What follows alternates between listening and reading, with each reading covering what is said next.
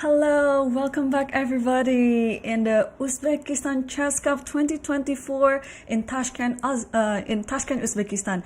And I'm your host, International Master Irene Sukandar, and I'm so pleased to be back again to do another commentary for the Lichess community. And today we will start a very prestigious event in Uzbekistan, that is the Uzbekistan Chess Cup, featuring 3 sections: the Masters, the Challengers, and the Futures. And the total prize fund is $166,000. Can you imagine how big it is? And it will be distributed for the total of 30 players. So we have 10 players for each section. And on our broadcast, we will be focusing on the Masters, featuring the top 10 players in the world. And of course, the leading player in the Masters is the Nordirbek Abdusattorov, the local, and the second seeded will be Mamedyarov Shahriar, and then the third seeded will be Parham Maksudlu. Well, at the first time when I saw the players list, this is going to be quite a spectacle because I can talk about each of the players in the field, especially in the Masters. It's going to be very interesting, and the games will be starting every day at 3 p.m. local time, so Tashkent time, and I'm broadcasting from Jakarta, Indonesia. It's just 2 hour difference to Indonesia, and the schedule is gonna be, I would say, quite consistent from the start to finish. We will always start at the same time. There was an opening ceremony an hour before the game today, and there will be a closing ceremony after round 9 later on June 14. And if you see the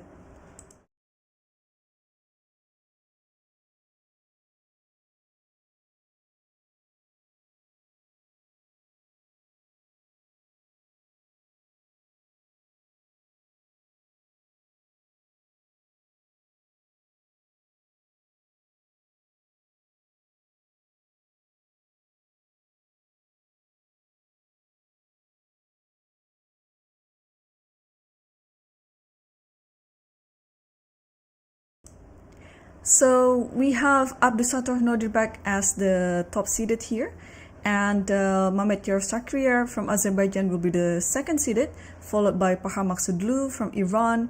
And we also have one of the candidates playing in the tournament, Santos from India. If you remember from last April, he was playing the candidates in Toronto, Canada. And we also have Alexander Grischuk. It's been a while since I saw him playing a tournament, like a classical tournament. So it's going to be quite interesting to see how he fares in this tournament. And we also have Rapport. And he was playing for Serbia. From Romania at some point. But prior to the Olympiad coming up in Budapest in September this year, he is being brought back to Hungary. And then he's going to team up with Peter Liko and play for the Hungarian team. And we also have Yu Yangyi from China. I believe he's been playing back-to-back tournaments. I think he was playing in Dubai Police and also in Sergio Masters, and now this is his 3rd tournament in a row. And then we also have Alexis Sarana, who is also doing almost the same thing. He's been playing a lot these days, especially these few months.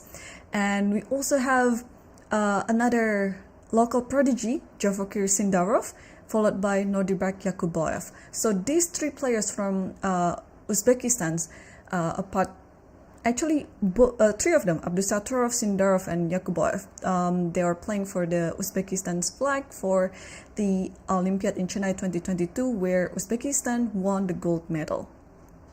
So yeah, and today's pairings, well, I don't have any favorite for any of the days because as you can see, for all the players, they're very interesting. So every day it's going to be quite a show. Like, it's going to be very interesting to see how they play in this round robin event. And also, I'd like to mention that, there are 3 sections, Masters, Challengers, and Futures. So for the Masters, you have to be about 2,700 and above. For the challengers is 2600 and above, and for the futures is 2500 and above. Of course, if you see the whole players list, there might be some 1 or 2 players in each section that is below the requirement. They're receiving the wild cards. And what I like about this tournament is, well, not only about the prize fund, that is a very big sum of 166,000 US dollars, but also whoever not among the winners, not placed among the winners in the master section, he will receive $5,000. Can you just imagine, like, even if you're being the lowest seeded, not lowest seeded, but the lowest ranked player in the end of the tournament, you still get $5,000. And it is for the masters. For the challengers, this case, it would be $2,000. And I don't think there is anything like that in the futures, but maybe the top 3 or top 5 will get prizes. So it's gonna be interesting, isn't it? They'll be playing for not only for the game itself, but also for the prize fund. And yeah, this is such an interesting matchup. I think this should be one of the strongest round robin tournaments in the world. Like, can you just imagine? Like, I think this is the first edition of the Uzbekistan Cup, and they already getting like lots of stars in the tournament, lots of 2700 and just 2 players of the 2600. So without further ado, I think we can straight dive into the first board, and here we're going to see the game between Abdusattorov versus Maksudlu. So Abdusattorov, he's also well, he won the TP segment last May, I believe, in Sweden, and well, of course, one of the country's most brightest star, and but that's a bit different when you're playing in your home country. Sometimes there's like an additional pressure to play well because all eyes are set on you, but also, on the other hand, it could be quite a boost, right? To play like good chess, better chess, to show the high-spirited player you are. And let's take a look from the start. Here, Abdusattorov chose to play d4 on the first move, and then knight f6, and knight f3, e6, and bishop f4. I wouldn't expect that there would be a London this early of the tournament. So let's see how Parham replied to that. He played c5, e3, and knight c6. So this is still like quite a standard position for the London system. You can play knight bd2 here, you can play c3, but I see that Abdusattorov just moved something. We will see so he played knight bd2. This is a very standard reaction as well. And please be reminded that we have a 15-minute broadcast delay. As usual, this is the new anti-cheating measures, so I will not be able to interact with the chat because what you are seeing and listening right now, it's coming from 15 minutes ago. So, but I hope you still do enjoy all the games, and we have also a very beautiful live feed from the tournament hall. And I myself was in Uzbekistan early this year for the Women's International Cup that's celebrating the Women's Day on March 8th, and it was such a beautiful venue. I could tell from my experience that I was in Uzbekistan for 3 times, I guess, from time to time, and the last one was just this year, and I was so amazed of how improved the chess in Uzbekistan. It's really heartwarming. As a chess player, I entered the chess complex. I didn't imagine that it would be that big. I've never been to any chess complex that big before. But of course, if you see from the size of the land, it was the biggest. But I think it is also quite comparable to the one if you see the chess complex in St. Louis, where there is another club and also Hall of Fame and other things. But just to see how big the chess compound in Tashkent in Uzbekistan, it's really heartwarming for a chess player like me who's been traveling around and then see so many big chess clubs or chess complexes. And they have such a beautiful chess venue, and also next to it there's so many parks where you can just walk and then listen to the birds. And then they also have like the office, the office is there, and also they have the gymnasium as well. It's just such a beautiful part of the city. And yeah, I think it thanks to the government who's been supporting very heavily on chess in Uzbekistan, and we can see how much the players have benefited from it. Okay, so knight b2 is on the board, and Parham is still thinking, still trying to choose which variation that he is going to play. And I was just I was a bit pausing there just to see the surrounding of the venue, because well, we have 30 players currently at the venue, and there are 3 sections, and then there are 10 players for each sections. So why don't we move on to the second board and see how they played it. And on the second board we have Yu Yangyi versus Sindarov. So Sindarov, I think he's been on 2700 before, maybe, or maybe very close to that.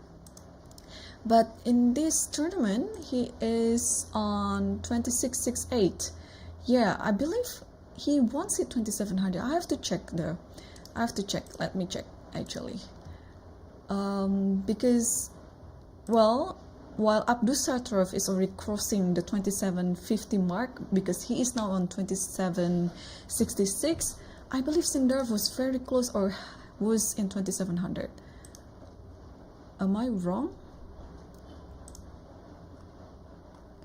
Yeah, I was right. He was 2700 before, but now he's dropping a lot of points. So just in February and March, Sindarov was 2701.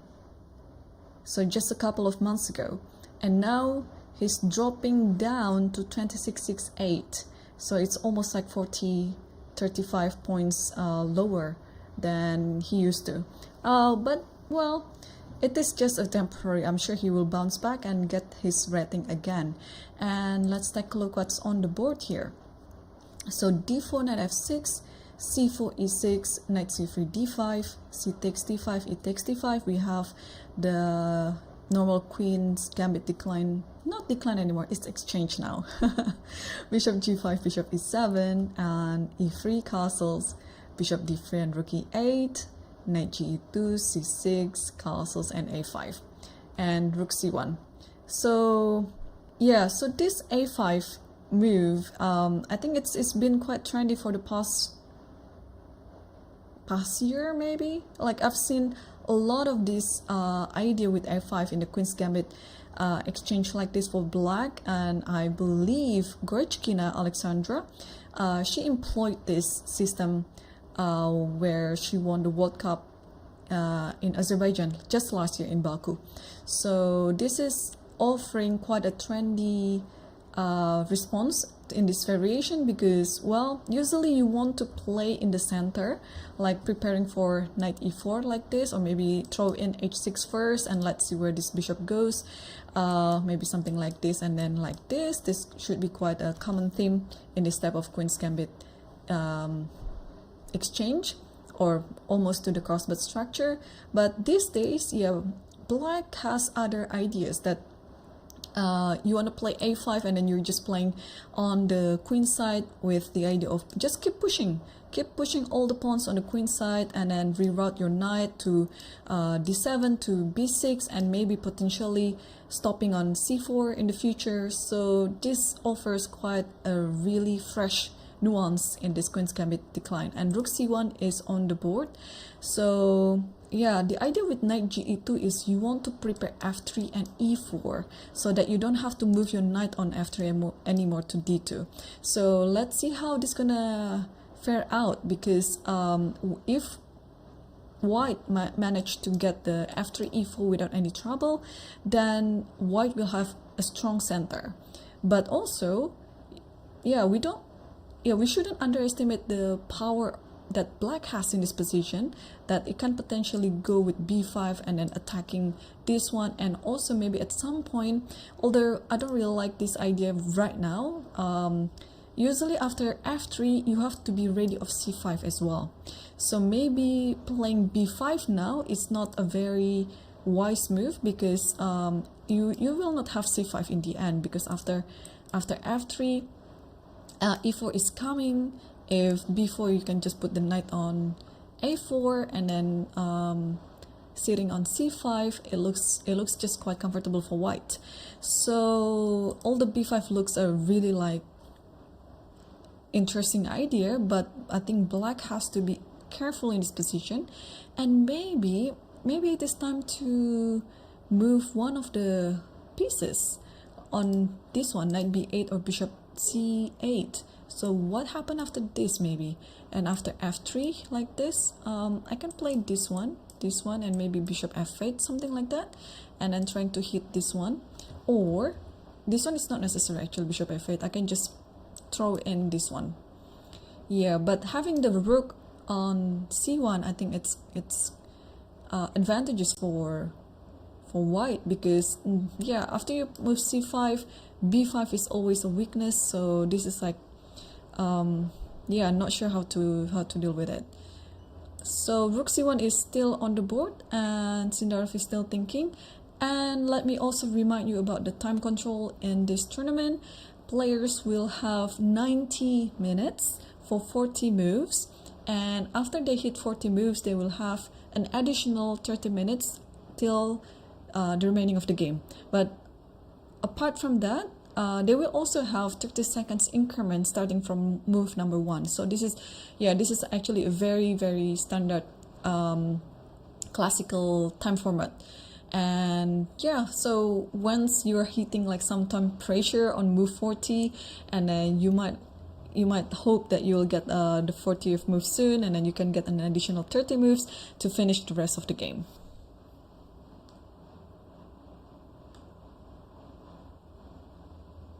Okay, and let's move on to board 3 between Richard Rapport versus Nordibak Yakubboev. And here, yes, so Richard, I see he's still playing under the Romanian flag, but I'm sure it's going to be changing soon, because his transfer back to Hungary, it's already all over the news. So what do we have here? We have a Sicilian. So it's very nice. Okay, bishop c4, knight f6, and d3. Wow, Richard is he's always been an original player. So d6, bishop c4. Yeah. I mean, this is actually one of the common moves as well. Of course, not as common as d4 or not as common as bishop b5. And you go to the like Moscow type of position. But okay, bishop c4. Probably he wants to avoid his opponent's prep. And after knight f6, d3, and then e6. And now castles a6 and knight bd2, knight c6, and a4. So he's approaching this game rather slowly and just trying to get the game out of it. I don't think this is his preparation. Maybe, well, also it is hard to prepare against your opponent. Nordibak, Yakubboev, he's a quite universal player as well. Even if you play e4, he can come up with any first move too. So this is already on the board, and I would say if you don't play like the classical open Sicilian, this type of position is a little bit easy for black to get away with an equal position. But also this promises us a quite long game, because, well, you can see out of 7 moves already, there's still no trading of pawns or pieces or anything, so it's going to be quite slow. a4 is there with the idea of stopping b5, and also now maybe you can try, actually I'm not sure how Richard will play, because white has to be careful of any idea with d5 at some point. So maybe he will try to play in the center, like playing rook e1 here, queen e2, something like that, c3, and put this knight on f1 and then g3, something like this. So it's gonna be quite a slow maneuvering moves for the pieces, and yes, he did it. So rook e1 is there. Yeah, this knight doesn't belong on this square because it blocks the bishop, so maybe you'll move it to f1 and put it on g3 and things like that. And then yeah, I think it's a very solid formation for now. And let's also check board number 4. It's between fitted Santos Gujarati versus Mamedyarov.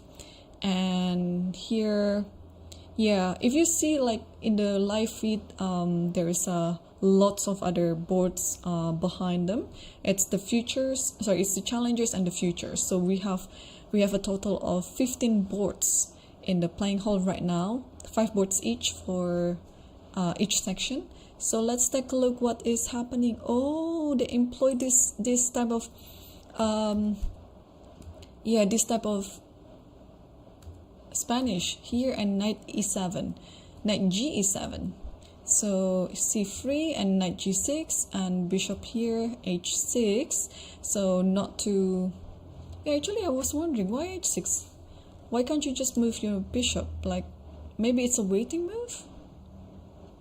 Maybe you want to play your bishop c5, but it's gonna be d4 and takes this, and maybe knight here right now and trying to hit this one, and then queen h5 is coming as well. So maybe that's it, because otherwise if you don't have this type of idea, you can also play bishop e7 and you don't have to worry about it. So maybe I'm suspecting that Mamedyarov wants to develop the bishop on c5, not on e7, because he could have just easily developed it to e7 if he wants to. Alright, so h6 and d4 and d6. I'm perplexed now. Alright, so he will eventually put the bishop on e7 anyway, but can we just not waste the move by playing h6? Can we just play bishop e7 right away? This doesn't look tempting to play for me, because the only thing to stop after h6 is to play the only purpose of h6 is to stop knight g5, but this can also be blocked by this bishop on e7. So instead of playing 2 tempi to stop knight g5, you just play 1, right? Unless Mamedyarov switch his thinking at some point, and after d4 he played d6. Yeah, I wonder why.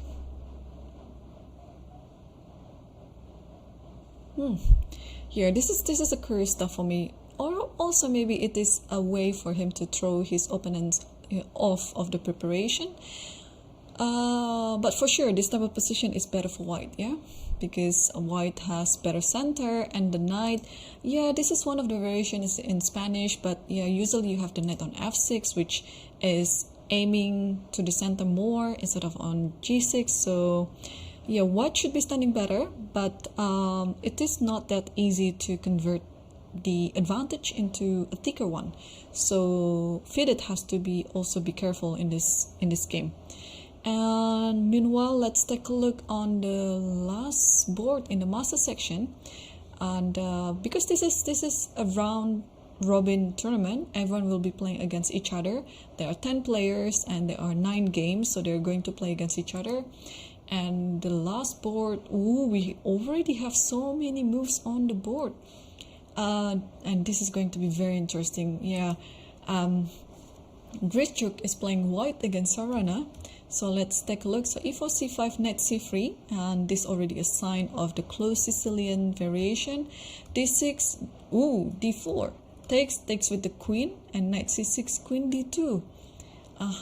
So he's playing this variation. And after g6, yes, this is the idea. So you're not playing queen here without any purpose. I mean, look at the bishop, it's being blocked by the queen. But yeah, the idea of playing queen d2 is to support the knight with the bishop to b2, and now bishop h6, f4. It might invite any e5 on the board soon, but maybe not now. And after this, knight f6, bishop b2, castles, a5 and a4. Knight b4, king b1. So the knight looks really good on b4. Again, Grischuk is one of those players who is not very keen in opening preparation, but he relies a lot on his creativity. So I'm hoping that he's not getting punished for his opening right now, because well, I think if I could choose which side that I would like to play in this game, I would like to play black pieces, because it looks like black already got whatever he wants out of the position, and it looks more comfortable. But of course, maybe this is still too early to judge, because I'm sure Grischuk has something up on his sleeve. So king b1, queen b6, and knight f2, bishop g4, and bishop c4. Yeah. So this is quite a... No, this is very interesting. This is very interesting. The bishop on c4 is also looking very nice. Yeah, at some point this f7 will be quite a weakness if the rook goes away from protecting it. So, and also maybe, I don't know, whether this type of sacrifice might happen on the game by playing knight g5. Ooh, I think out of all the 5, this is going to be one of the most interesting games. But of course, like, if we're coming back to board 1 between Abdusattorov versus Parham, we left the game a bit too early, after like move 5 maybe. So maybe after some time now, there have been some development in the game. We never know. But this game and Rapport's game, I don't know which one is more creative, between Richard Rapport or Alexander Grischuk, because those two are just very interesting. And especially if we add Daniel Dubov in the field, just if, it's gonna be, I don't know if I can handle it. Oh, actually, what if we think about a certain tournament, a round-robin tournament, where in the field it's all of the most interesting players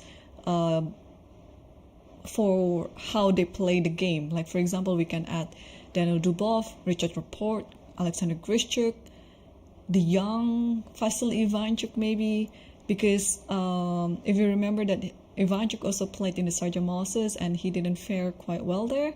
But if you see his games or how he performed during his youth, he's just incredible. He was just always on the spot with the tactics and very creative as well, very original. Who else can be? For some reason, I cannot think of many names right now, but yeah, but I'm sure I've known lots of players who might be interesting. Oh, dare to mention if we add Hikaru in the field as well. Wow, it's just gonna be explosive. Ian Nepomniachtchi maybe, yeah, because he's also a very creative player. And add one of the Indian prodigies. I cannot think of any. I mean, Pragnananda or Gukesh, they're just such a super player. I don't know which one is my favorite. Both are really, really good. Yeah. Well, anyway, bishop c4 is still on the board, and Sarana is still thinking right now. Well, in this type of position, you might want to include one of the rooks to the c file. Yeah, so maybe this rook a c8 is one of the ideas, but I think what Sarana might be thinking right now is a more how to say, direct approach. I don't know whether e5 we should throw in here, because d6 is hanging. But what else can it be? Because bishop c4 might also be a preparation for knight d5. So what else are we thinking here? Or maybe taking the f3 first is also not a bad idea. Like, for example, takes this, and knight h5, trying to attack f4. Yeah, I don't think it's I don't think it's a bad idea. Yeah, why not, right? Bishop c4 looks natural to play, but in this position, I think you have to be a bit more aware of how complex the position is, because it's not only you can play with a few approaches here. You can play with the natural approaches like rook ac8 or anything like that, or you can also play a more direct approach like bishop f3, knight h5. That's also one idea. Is there any other approaches that I failed to mention? e5, there's queen d6. I don't like it. Although let's actually take a look if this is a possibility, because after this I can play knight e8, attacking the rook, and also this bishop will take f4 in the future as well, unless you play something like this. But this only makes actually, how is the evaluation in this position? A knight here. Maybe white has quite a compensation here. Yeah, down an exchange, but it has a pass pawn in the center and looking nice with these two bishops. So what else? So e5, bishop takes f3, rook c8. Rook c8 is kind of like a normal move. It doesn't really have a direct purpose, but it's just nice. It's a preparation move that if you want to attack, you know, maybe at some point you want to just sacrifice your rook here because the queen is already on the same file as the king. So yeah, we'll see which one that Sarana will choose. And meanwhile, let's circle back to the first board between Nordirbek's Abdusattorov versus Parham. So not much has been going on here. Oh, these knight moves. Oh my gosh. So there is a trick in this position. Okay, h6 is actually a very nice move, but okay, knight bd2.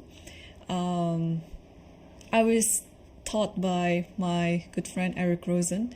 There is this trick after knight d2 that if you play a normal move like b6 here, there is this idea with, hang on, am I looking at the right one?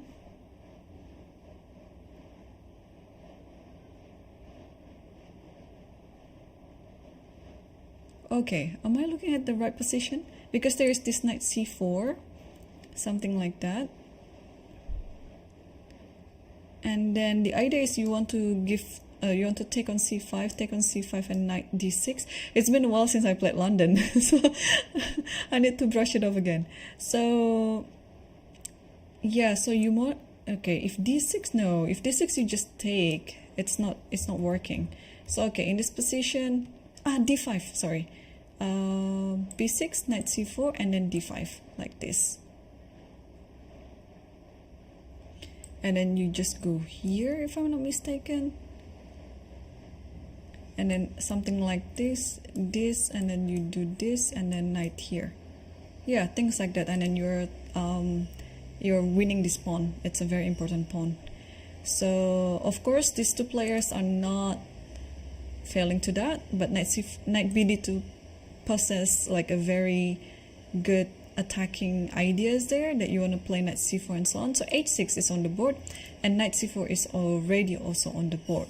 So now this knight c4 is inviting d5 to play.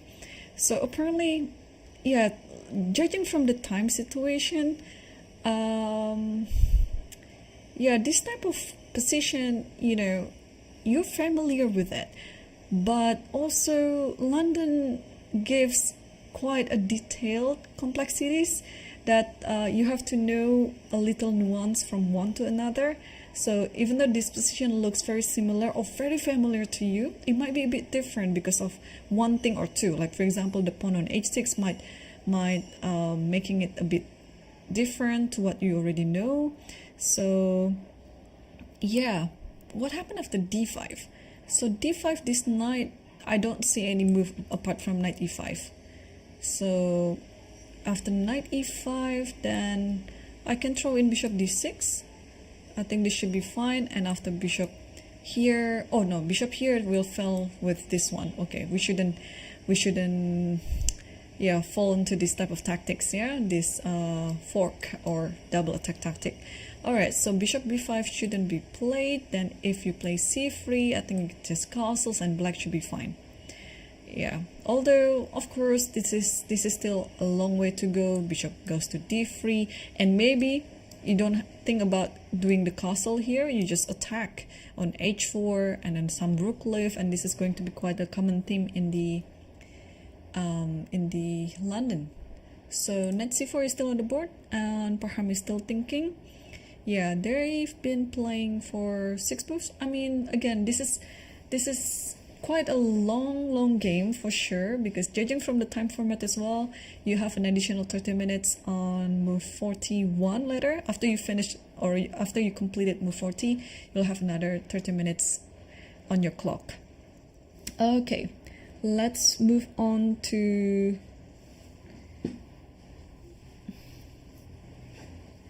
let's move on to the second board between Yuyangi versus Sindarov. And here, wow, okay, so we saw the position after rook c1. There hasn't been much of development as well on this game. So after rook c1, knight a6 and king h1. Okay, so knight a6, this is also a very common thing. When you push f5, you put the knight on a6. Well, you're kind of like preparing for this type of move, so you can put the knight on b4, but if not, then you can put this knight maybe to c7 and then to e6. So this king h1 is also another standard preparation move, because you want to play f3 and then e4, just trying to step away from any possible checks along this diagonal. So yeah, so they are still on their strategical battle in this position. It's more like which variation to choose, which type of attack or defense that they're going to choose, because yeah, this type of players, they will have so many repertoire in their head, and they can just choose anything that they feel most comfortable with. And yeah, just on the live feed we see Fakirov. I think he is the coach of Sindarov. I don't know whether they're still working together, but I'm sure they have a very close relationship. So actually, is he playing in the Masters? No, he's not playing in the Masters. Is he playing the Challengers? Yeah, he's playing in the Challengers, and he is seeded number 3, Fakirov Jahongir. Okay. Let me also check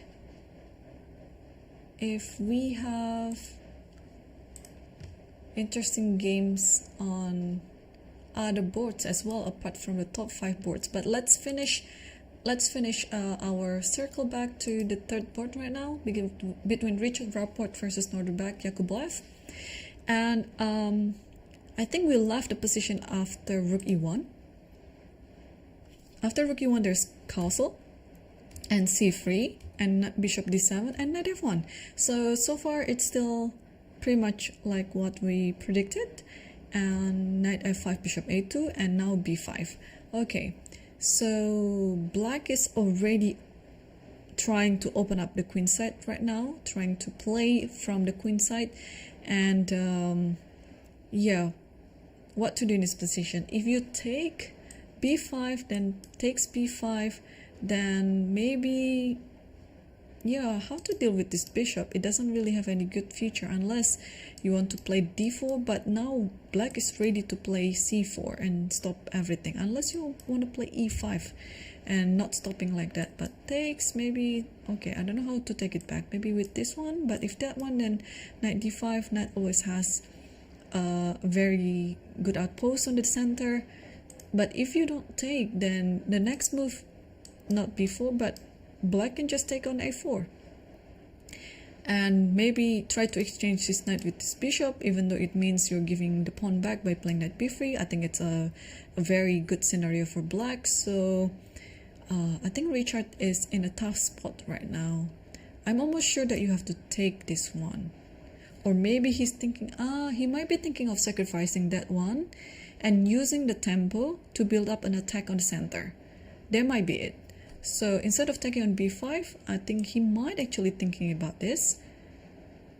And then, okay, let's see this type of variation first after d4 and ba.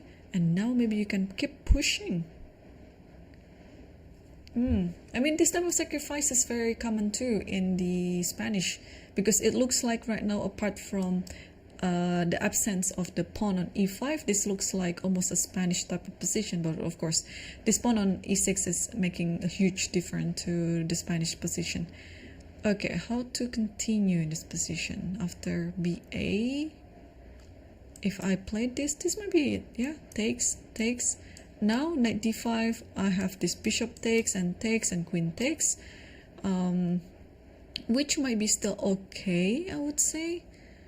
But if you go back, now this might be a bit bad, because what can we do here? Knight moves, I mean, black is still up a pawn, but this pawn on a4 will be quite weak at some point. So maybe play this bishop first.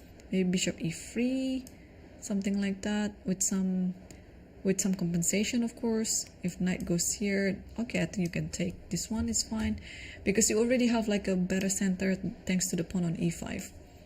All right, so I think those two are the candidate moves that Richard can play in this position. AB or d4. Is there any other candidate moves in this position? b4. I felt mentioning b4 before. Yeah, b4. This one is actually, this might be just my favorite move on this position. Yeah, because think about it. b4, it attacks the knight. So if takes this, the knight has to go. Where does the knight go? To c6, to b7. Or maybe the knight shouldn't just, okay, maybe the pawn shouldn't just take on b4. Maybe it's better to just go here.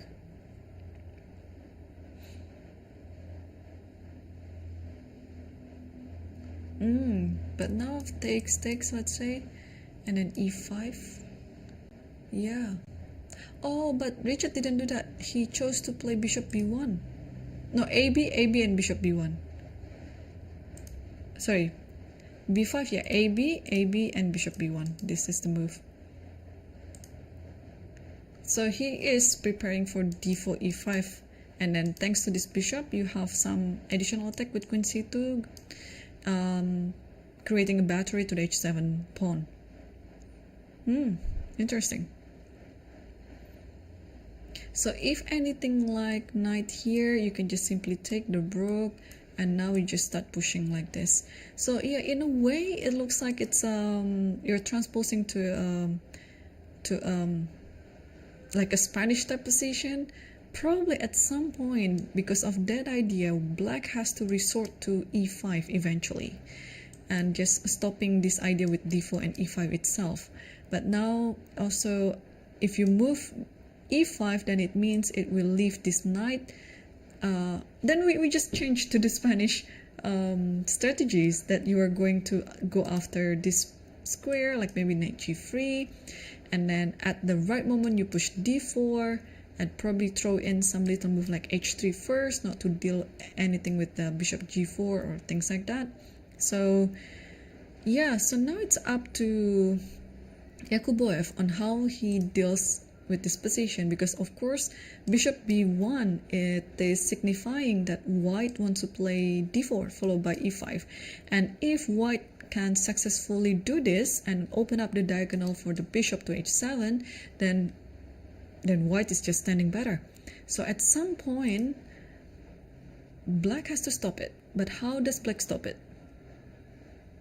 You cannot throw in d5 here, because it's just going to help with this one, and then this one.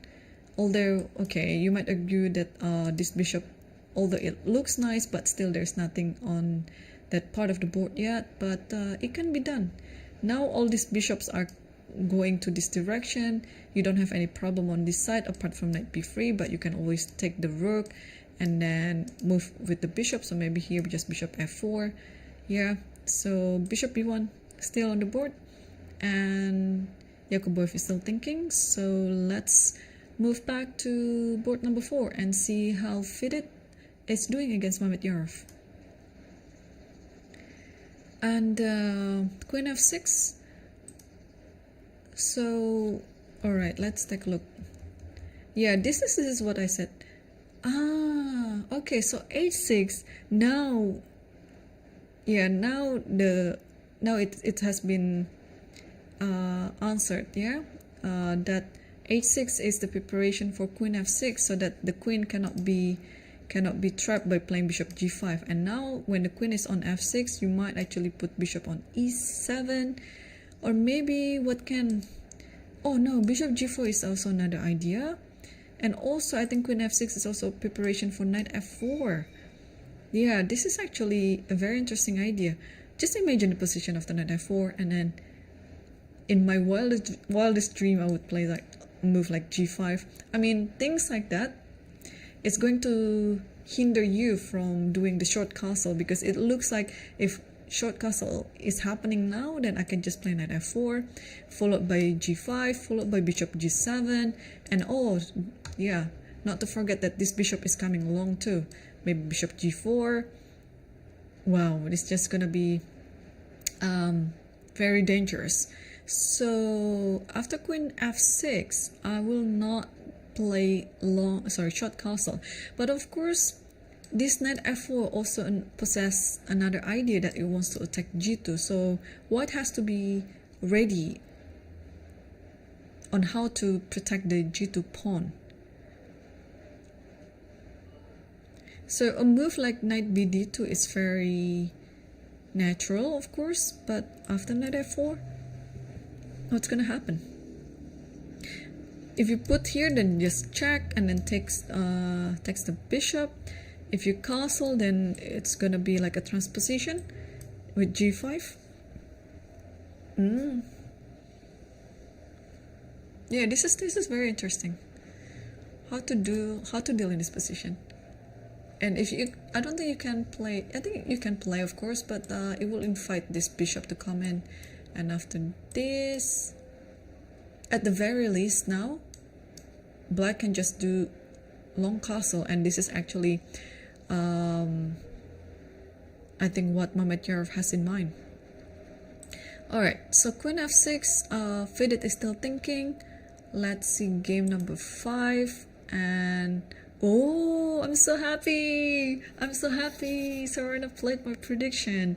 Again, as always in the Lichess commentary, we try not to use engine. If you've been following my commentary since the candidates, where I did it with many good players.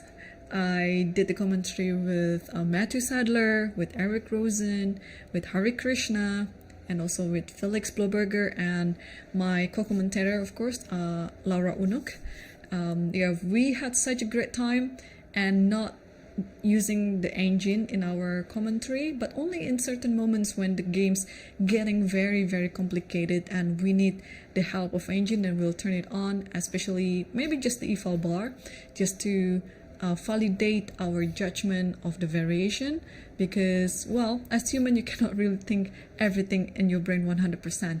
So yeah, we've been presenting all our analysis based on the human perspective, and I'm just so happy that I mentioned this idea before, and he actually played it, both of the ideas. So rook a8 first, and only after the bishop on g4 is getting attacked, then he took f3, and after this knight h5, and you just want to get the pawn on f4, and that's why here Grischuk played knight e2, trying to protect the pawn on f4, and also at the same time opening the diagonal for the bishop like this. I don't think it is very dangerous yet, because let's say in this position, okay, let me just throw in some move like rook c7. If you put queen here and then about to give a checkmate on h8, okay, this pawn cannot move because of the bishop is pinning the pawn, but thanks to the knight on h5, you can play bishop g7, and then next move you just take on b2, and then black will just standing better. So yeah, I'm still liking black's position in this one, although after knight e2 we have to come up with some move. What could be the move? Is it like, I'm leaning toward exchanging the bishop, like bishop here, because there was an idea, or maybe, oh, hang on, maybe this is actually time for us to think about sacrificing our rook, right? Like rook takes c4, takes, and now since this bishop is already gone, I can play rook c8 again. And okay, at some point I have bishop g7, just attacking this b2. I think black is standing fine here. But of course, this is another alternative. If we want to play like a normal chess, excluding the sacrifice, what can we do in this position? I like bishop g7. I also like, what can we do?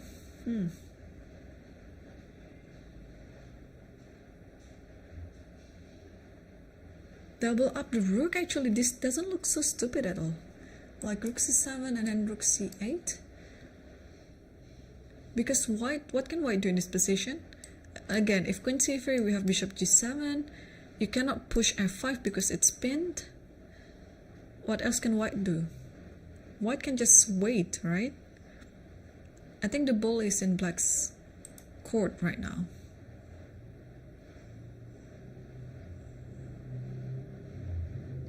Is sacrificing this so bad? Actually, let's check with the engine now. No, it is fine.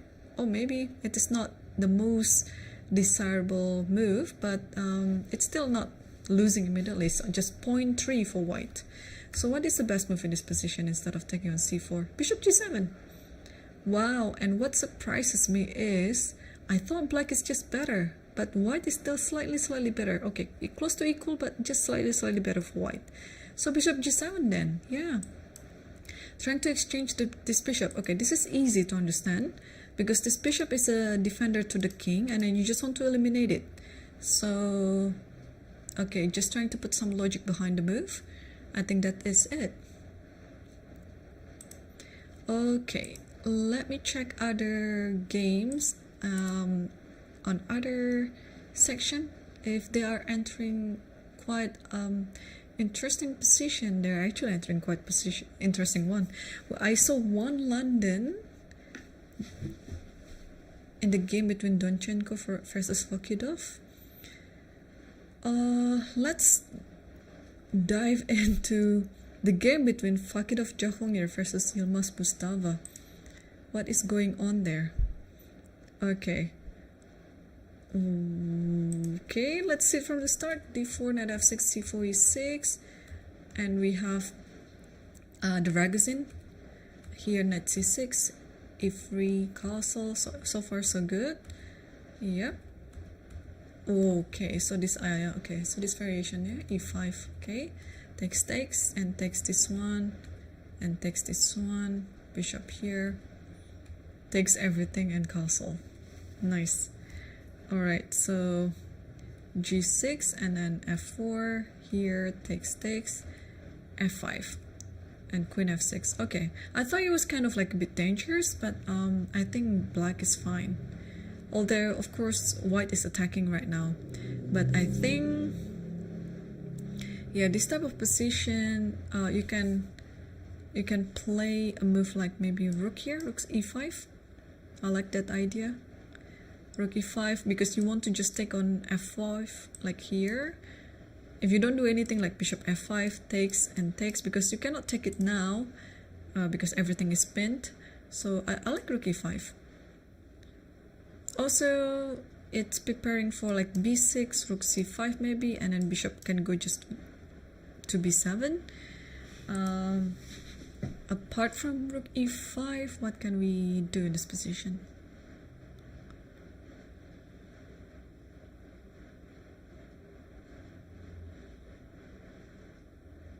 Yeah. Or bishop d7, is it a move? Bishop d7. I just want to develop my pieces, but not sure how I should start it with. Okay, and I checked there's also an interesting position in the game between Matlakov versus Predke. It's a bit unusual to have this type of setup. I mean, I didn't see it from the start, I just saw the current position. So let's take a look what opening they played.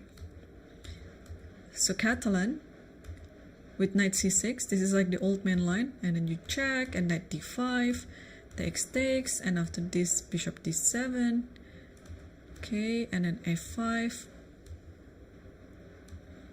Yeah, so this is a very common response as well in Catalan, that you're sacrificing a pawn, sacrificing and then returning it back, and knight, ooh, okay. So it's not really a sacrifice then, because you get it back, and okay, now the material is equal. Bishop c6 looks nice, b3, and now you have to think on how to deal in this position, because if you just move your rook elsewhere, the queen can take the knight. So you just take on a2. What is going on? So if I just take this, I don't understand. Oh, okay, nice tactic. Takes. I don't know if I have to take this one first or play queen f6. Oh, you have to take this one first, because if I play queen f6, then there's knight d4, and then now this double attack, and then you cannot stop it. And okay, I would assume that this game will be drawn anyway. I think this is quite a equalish position right now. You just have to maybe rook c1, and then after queen takes, then you take here and draw. check here. I don't know, maybe not draw, because this pawn is hanging, so maybe has to be careful still. So maybe in this position better to play this one, to try to give a check here, and after this you can now give a check, takes, check here. If this one, then just this, and players will agree with the draw here. Okay, so interesting position. Let me pull out my Lichess master database. If it has been played, it has. So yeah, up to this position there's a game between Yang Yi versus Jeffrey Xiong, which ended with a draw. So this is not totally new after all. Wow, I'm learning something day by day just by commentating all these tournaments. Okay, so this has been played before, and yeah, so far everything is still pretty equal. Another thing though, in this position, queen b4 is of course the most obvious move, but can we try to trap this knight by playing here, and let's say if I play here, then there's always queen f6, so that's not working. I mean, take first and queen f6, and if I move my queen, the knight will just escape to b4, like let's say queen here or queen here, knight goes to b4, and then that's it. Black is standing better. So I guess in this position you just have to take anyway, and then going to this position with takes, queen here, and is there anything better than rook c1? Oh, I can also play, oh, this is interesting. I can play queen a5. My idea is if you take this takes, I don't know, white looks a bit better, but I'm sure it's still equal anyway. But there's one cute line that, oh my gosh. Okay, if black was a bit stingy, oh, I don't want my c7 pawn to be taken. I can play b6, but in this position, look how crazy the position is. Queen a8. and the queen is surprisingly protecting both the rook and the bishop at the same time, and it cannot be taken because it's just gonna be mate on the back rank. Wow. So maybe after in this position, yeah, the thing is, if you play h6 now, it is the time for white to escape from this type of attack by playing bishop e4. Still, this queen cannot be taken because it's a checkmate. The king cannot go to h7. So maybe in this position, the move is g6. And now it's different story, yeah? Now it's the queen has to move. So maybe the queen has to move here. And then after this, and then this, and then okay. I think white is still standing better anyway. I don't know why I prefer white in this position. Maybe because the pieces are more flexible. Yeah, and the rook cannot come while at the same time the queen is attacking this one. But yeah, I believe it's still pretty much equal. Like maybe you can play b5 here, and should be fine. All right, so queen takes b4 is already on the board, followed by rook a1, and bishop f3. So we'll see this position very soon. So now white is still thinking, but I believe it's gonna be bishop f3. There's something wrong with the video feed, so I'm just going to switch to without it. Oops. Yep. So this has happened, and then yeah, white is still thinking, but what might be the move here apart from taking f3?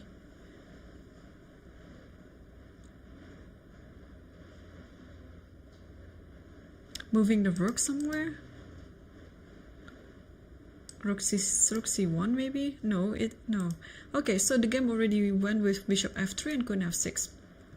Alright, are we going to see rook c1, or I like this move queen a5? Because the idea is simple. You want to take and then take on c7. And then black might be just a bit worse.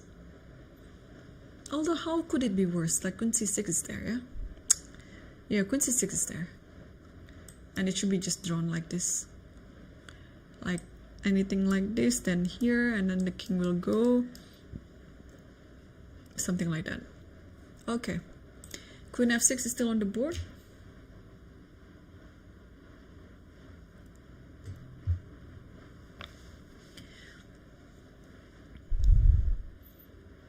And oh, rook a7. Okay, interesting. Rook a7. So queen takes f3 is a must. And now, I think if you want to keep the opportunity to win alive, then you have to take with the rook. But if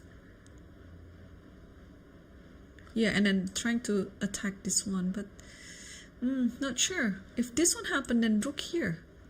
But there is this rook b8. Wow. Yeah. So there's always some ideas then. And this may be just it. Yeah. Anyway, this game will, I assume it's gonna be equalized very, very soon, and it's gonna be a draw. So let's circle back to our Masters board. Let's see board number 1 between Nordirback Abdusattorov versus Parham. And yeah, so after knight c4 here, we left it on this position. Parham played d5, and then knight c5 and queen b6 and rook b1. So yeah, already playing for an hour, and they've already made 8 moves. Not much development happening so far. And also, well, this is the first round. Anything can happen. For example, you're not really warmed up yet. Maybe you just got to the city or the country like a day before, and then you're still working on the jet lag or anything, you know, from your travel fatigues. So yeah, first round and last round, they are always the most dangerous rounds, because one is maybe you're not warmed up yet, and the last round maybe you already had too much of chess, and then you might be just wondering stuff. So and this tournament is very strong, so it's not only what's happening right now on the board, but we also have to factor in what is outside the board, because these players will have to prepare against their strong opponents, and most of the players in this field, they are very universal player. You know, it's really hard to even predict their first move, let alone the second, third, or even like the variation that they're going to play. So, and you also have to prepare on all sort of variations and be ready on any type of game that you're going to play, whether it's going to be like a very close position or whether it's going to be a tactical position that's requiring lots and lots of calculation and stamina too. Man, 9 rounds and playing against all these players, it's gonna be totally hard. So you can actually imagine, like if you're playing in the open tournament, let's say, sometimes like the first few rounds you're going to play against low rated players. Also, it doesn't mean that you're going to win against them anyway, but sometimes it gives you some time to be a bit more relaxed, because knowing that you're playing against low rated opponent, sometimes you feel like, okay, I don't need to try so hard and things like that. But this type of round robin, wow, this is just too strong. From start to finish, you have to play your best chess, in order to gain as many points as you can, because half a point in this field is just too difficult too, even half a point. Like I was thinking, if I was going to play in this field, I might actually get 0, and it's a realistic imagination actually. So okay, rook b1 is still on the board, and the thing about rook b1 is it looks like it's offering a sacrifice on a2 because there's this queen a5, but it's been known that this type of sacrifice is good for white, so white shouldn't really think about that. White shouldn't really care about the pawn on a2. You can just play c3 here, and if takes this, and maybe bishop b5 now, castles. You're basically sacrificing a pawn with the compensation of time. Yeah, time is very important, because with time you gain, with time you gain all sort of development, like advantage in development that you really need in this position. Okay, so rook b1 is still on the board, and Parham is still thinking, and currently Abdusattorov is ahead in time, but we're going to play like a very long classical format here, where they will have another 30 minutes in their clock as an additional time control after completing move 40. So let's circle back again on board 2 between Yang versus Sindarov, and so after king h1, Sindarov maneuvered his knight back to c7 and then to e6. This is also another common idea in the type of the Cuthbert structure, putting the knight here, and maybe this is also a preparation for f3, because after f3, then since everything is protected, now you can throw in c5 and then try to attack the center, because you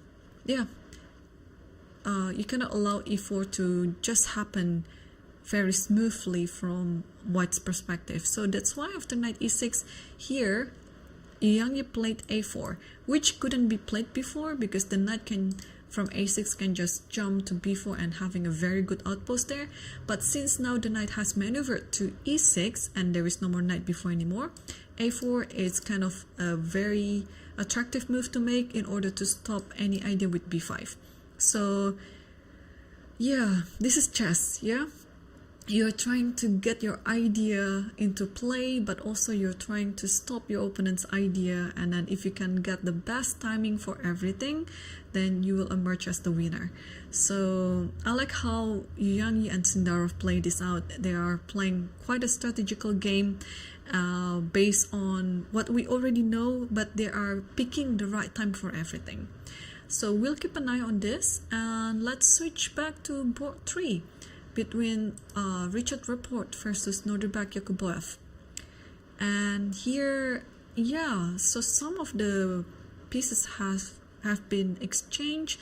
We saw the position after bishop b1, and here I think I kind of like predicted it a bit after knight c6 takes and d4, because this is what you want to get anyway. cd4, cd4, and now, yeah, and now e5 might be coming, so black has to do something in this position.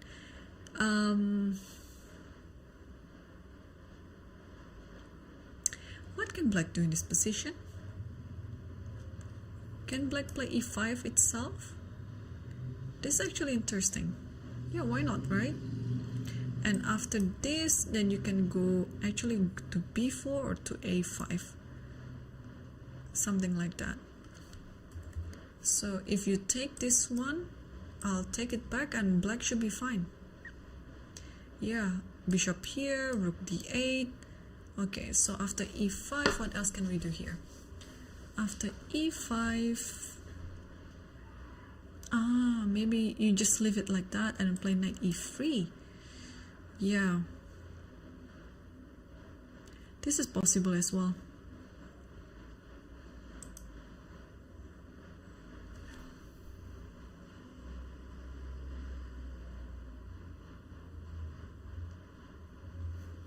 Okay, now this is interesting, of course, but I believe Yakubboev has everything under control. And meanwhile, let's take a look board 4 between Fidit versus Mamedyarov. And ooh, g3. I actually mentioned this move before, but I didn't expect that it would be played. I actually mentioned about this idea, this and then castles. But I was wondering, like in this position, can I just play a move like bishop h3 with the idea of bishop g2? Or just simply... maybe it's also a way for Fidit to prepare for the long castle. So maybe it's fine. This position is fine for white. Knight bd2, because after bishop g2, just rook g1. It is fine. And after castle here, queen e2. And also castle himself on the long side. But I don't really like this move g3. I don't know. It looks quite weakening, and especially this bishop on c8. It's light square bishop. It's like already eyeing toward that diagonal. So it's just an invitation. But oh my gosh, I forgot to mention. Of course, Mamedyarov is one of the most creative players in the world. I was looking at that direction, but he played on the other direction. So he played knight f5 here. Let me switch back to without the live feed. And so knight f5 is on the board. Okay, how to deal with this position, yeah? Bishop moves to c2. It's quite normal. And then you just want to play knight c4 maybe, and the bishop has to go back. Okay, this looks ugly, and maybe almost lost because of bishop g4. Wow. Okay, all right. So does it mean that white has to sacrifice? Well, not really sacrifice, but to me it feels like a sacrifice, allowing this exchange, the bishop and knight. So, but what else can we do then? Bishop c2 looks logical, but after knight c4, wow, yeah, this is what I miss actually. I didn't see that direction, but now the more I see it, the more I like the idea. It's so creative, and this actually what Fidit is missing. And if you take a look at most of Fidit's games and how he managed the time control, he's always slow on time. And now now Fidit has 45 minutes. I will just put back to the current position so you can see the time situation. Fidit now has 45 minutes and Mamedyarov still has 1 hour and 11 minutes. So it's quite a big time difference there between those two. But again, Fidit can be a bit more relaxed because he just has to hit move 40 in order to get an additional 30 minutes. And after knight f5, Yeah, one of the bishops will get exchanged for sure. And maybe this bishop on b3, because if you move this bishop, then the knight goes here and hitting this one and this one. Yeah, this doesn't look tempting to me. So maybe in this position you have to suck it up and just play knight bd2, and allowing this to happen, takes like this, and play this position. Yeah, because after g3 everything is weakened. But anyway, after queen f6, what is the best move in this position? d5. Oh wow. Oh, look at this. Look at this, what computer suggests. d5. And to make sense of the position, I think you have to move forward to knight a5. And here you give a check. And of course, if you play bishop d7, just takes and queen a4. And now you move here, b5. And then guess what white can do in this position? It is, I think it's b4. Hang on, let me check again. Oh, knight b2. Knight bd2. Allowing this to happen because you can grab the knight back again after that. Knight bd2. And now if let's say you play bishop d7, now you can move your bishop to c2, and then this square on c4 is protected by knight. So it's all good. And now what happened after knight f4? Let's see. You can just simply take this, and after queen takes, a4. Thanks to the pawn on b5, it's already like a concession to the black's position, and now you can actually attack the queen side. Because if the pawn was still on b7, you cannot do something like that. Okay, what a line that computer suggested. Wow, that's actually very nice and very instructive too. So here in this position, yeah, this is always what I tell my students. Like when you're getting attacked, your first mindset has to be how to attack back, not how to defend. Defense would be your last resort to respond to the position.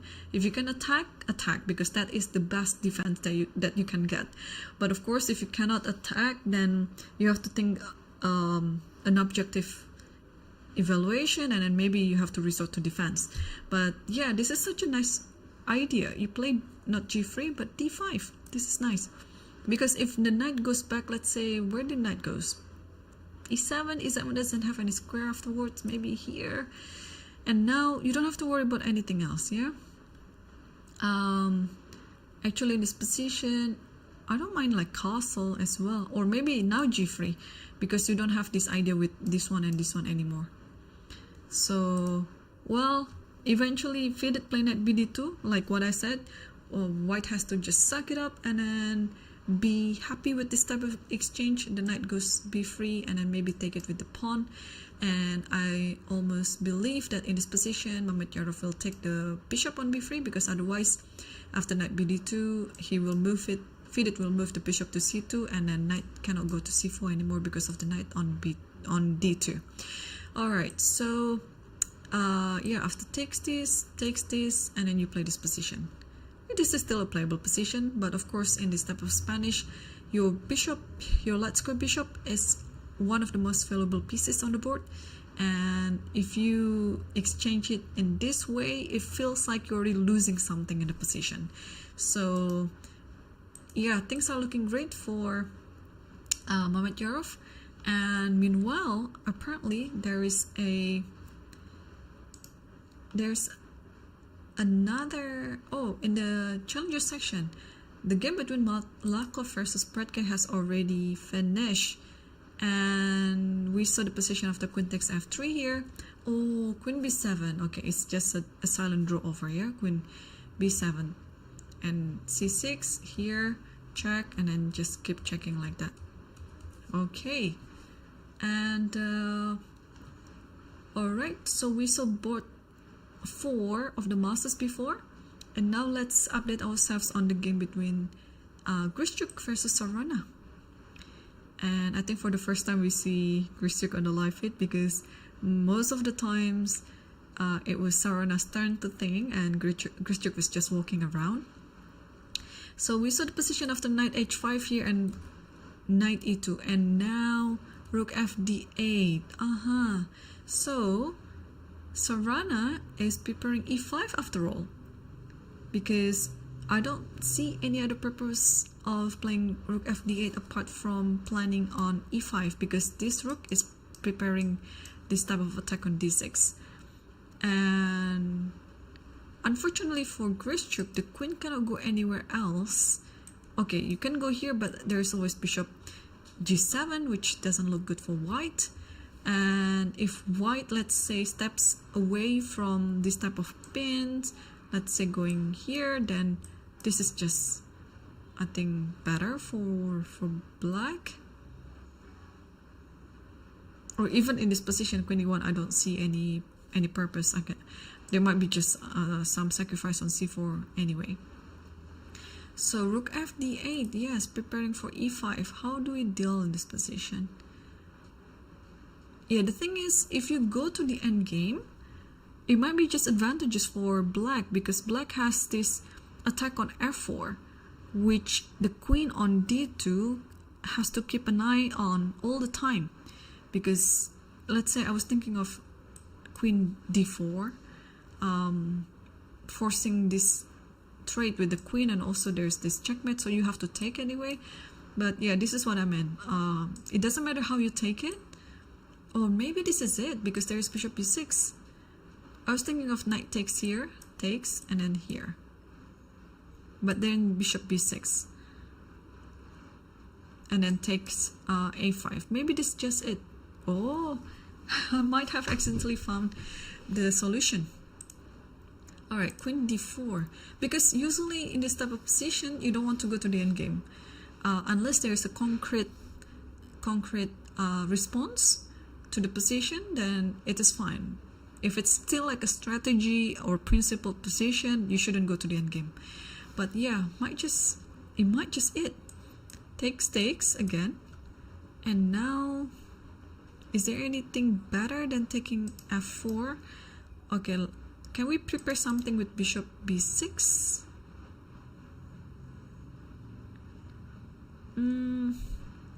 The thing is, if you prepare this bishop b6 anyway, there's a chance for white to play f5 and then start attacking. So maybe you have to go here anyway. Takes, and then takes, and bishop b6.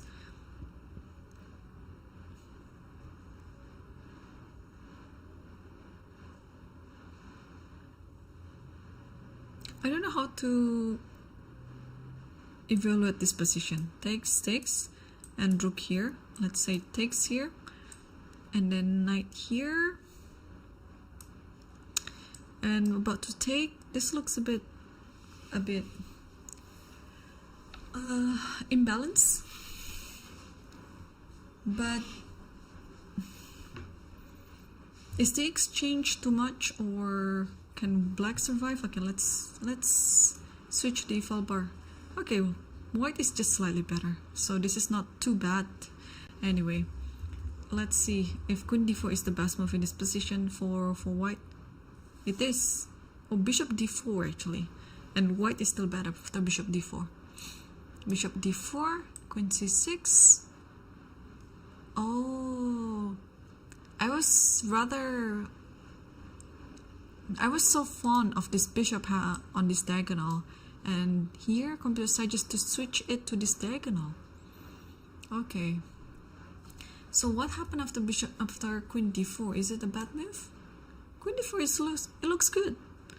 Okay, so queen d4 might be just a move that Grischuk is thinking, because this sequence is quite fine for white. Yeah, takes, and then bishop b6. Everything's good. Oh, knight c6. I thought the exchange sacrifice would be on c4, not on d8. But turns out this is fine. Wow. And this, ladies and gentlemen, it's a 0-0-0 position. Yeah, so yeah, black has the compensation, of course, for the exchange. Black has the pawn, and it is an opposite colored bishop, so it would be not too hard actually to defend this. Yeah, knight e5, and then both of the major pieces, minor pieces are fine here. Okay, but rook fd8 is still on the board. Yeah, so many arrows around the d4 square. My apology, but and Grischuk has, okay, both of the players has similar time situation right now. So I think, let me check on other games, especially in the Challenger, if we have interesting games or position going on.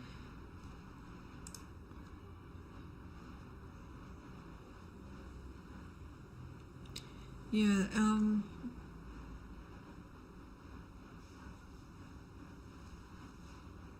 okay, we can take a look at this game between Injich versus Suleimanli.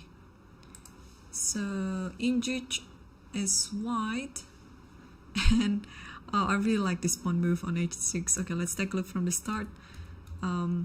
So this is the board 2 of the Challenger section. Yeah, and in the Challenger section, even though you're not among the top winners, you still get $2,000.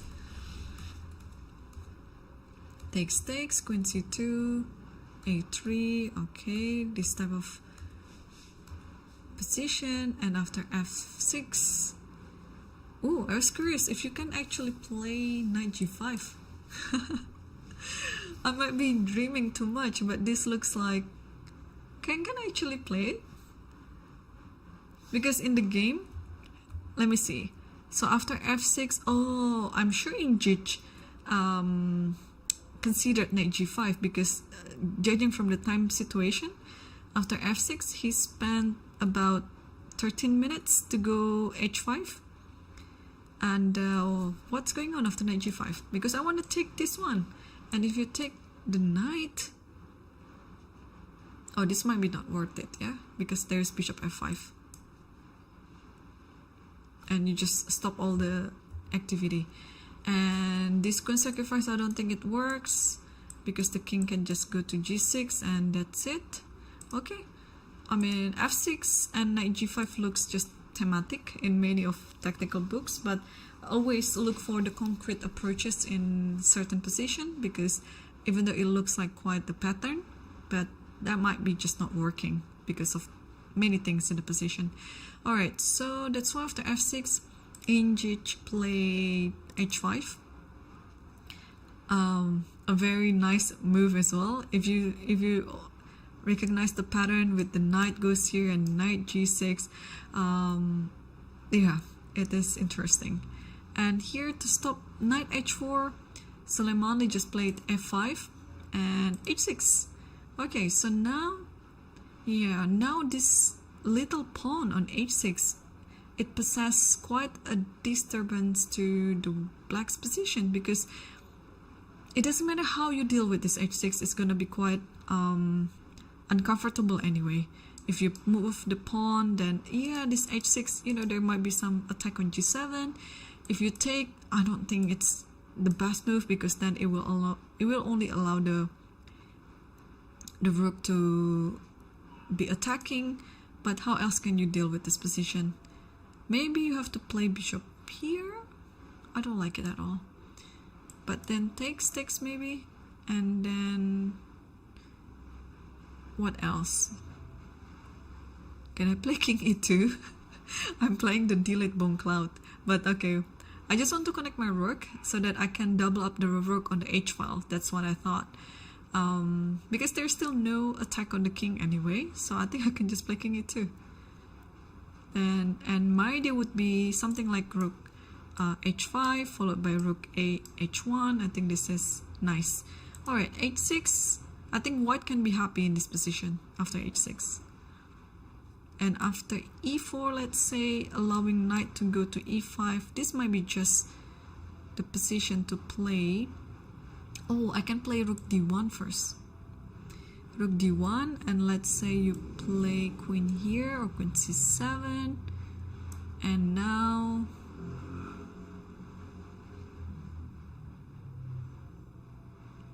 I know what to do. Gotta move this knight. Now at knight h4 because it works, yeah? Okay, so that might be it. Oh, e4 is already on the board. E4 is already on the board. Yeah, it makes a lot of sense, of course, because you want to also play maybe knight e5 with the idea maybe knight d3, and also bishop f6 is there. But like what I said, I think after e4 you have to play rook d1 to allow knight h4 to happen, because I don't see a better square for the knight. But here after e4, Injich played h takes g7 first, so you have to take. All right, you have to take, and now maybe it is time to play rook d1.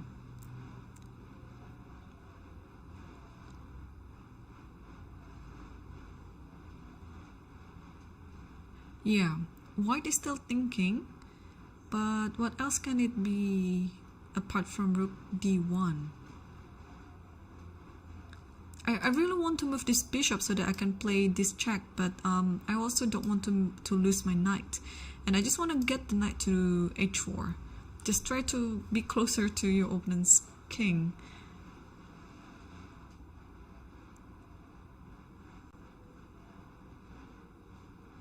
Yeah, the king looks so loose on g7. Okay, let's move back. Yeah, all the arrows, and think this position in a cleaner board. Rook d1, that's my first candidate move. What else can I do?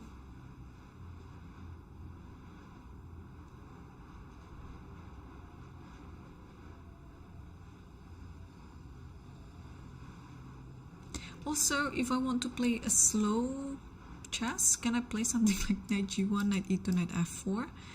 Because having the knight on f4 looks like very tempting as well. But still, nothing beats the look of my rook d1. I really like it so much. And then the knight just go to h4, and you don't have any problem with that.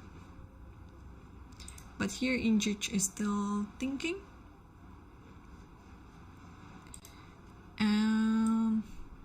I think we already circle back all the games, and maybe this just might be my first break right now, so don't go anywhere.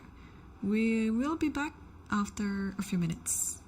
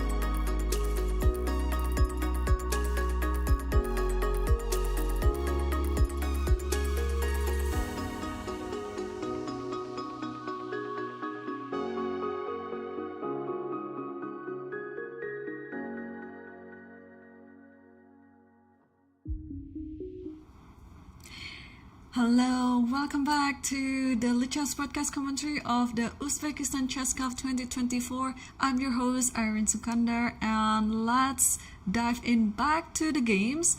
And we have on our board right now the first board of the first round in the tournament. Abdusattorov is currently playing against Parham Maksudlu, and as we know, Abdusattorov is the former World Rapid Champion and currently Uzbekistan number 1. So he's leading the master section right now by being the seeded number 1.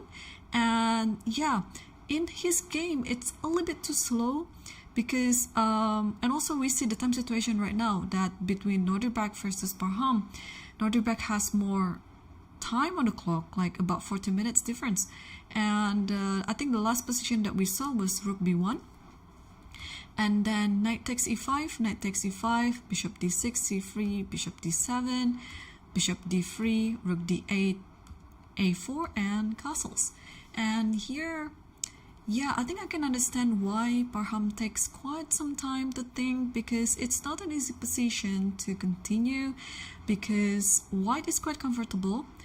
In fact, in this position, white can actually choose in which approach that he wants to play. I would be rooting a lot if Norderberg plays a move like g4. I don't know whether it's gonna happen, or I might be just too crazy in this position, but a move like g4 comes to my mind. Like the first move comes to mind, g4 followed by rook g1, and then you just want to attack on the g file, because if we move back one move before this one, let's say after rook d8 here, this is the preparation. A4 is the preparation for bishop b5, because this bishop is such a good bishop, but also it stands as a bishop to attack along this diagonal later on, and you just want to stop this idea with bishop b5, which we can also find it in the French defense position. Sometimes you see the variation where the queen is already on b6 and then the bishop on d7 just trying to get it exchanged on b5 square. But of course this is of a different type of position. But after a4 castles here, Norderberg is pausing. This might be a good sign, because I'm really rooting for g4.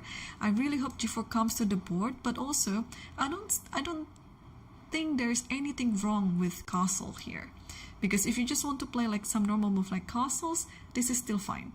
And by the way, we have a 15-minute delay in the broadcast, so unfortunately I cannot really interact with the chat, but I can actually I can see the chat on time, but when I address the chat, it's gonna come just like 15 minutes later for you guys.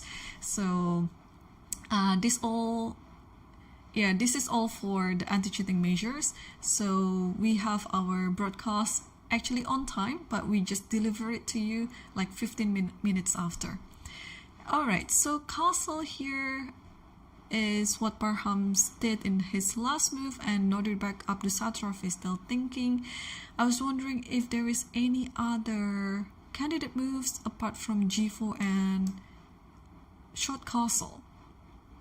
A move like h4 is also coming to my mind, because this is actually a very standard reaction as well in this type of position, because maybe at some point you would like to have a rook lift like this.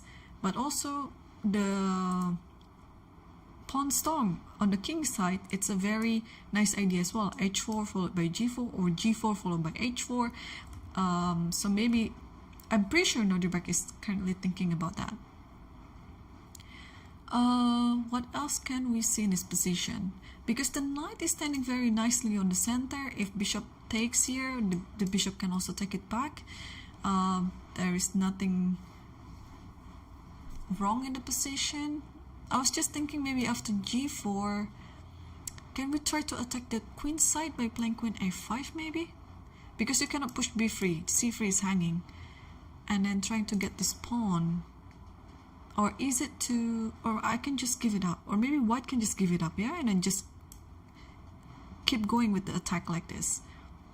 And whenever you take, I don't want to take it back. Oh, I can play bishop c2. And then, oh, this is it. So I don't have to worry about the a4 pawn. I can just give it up.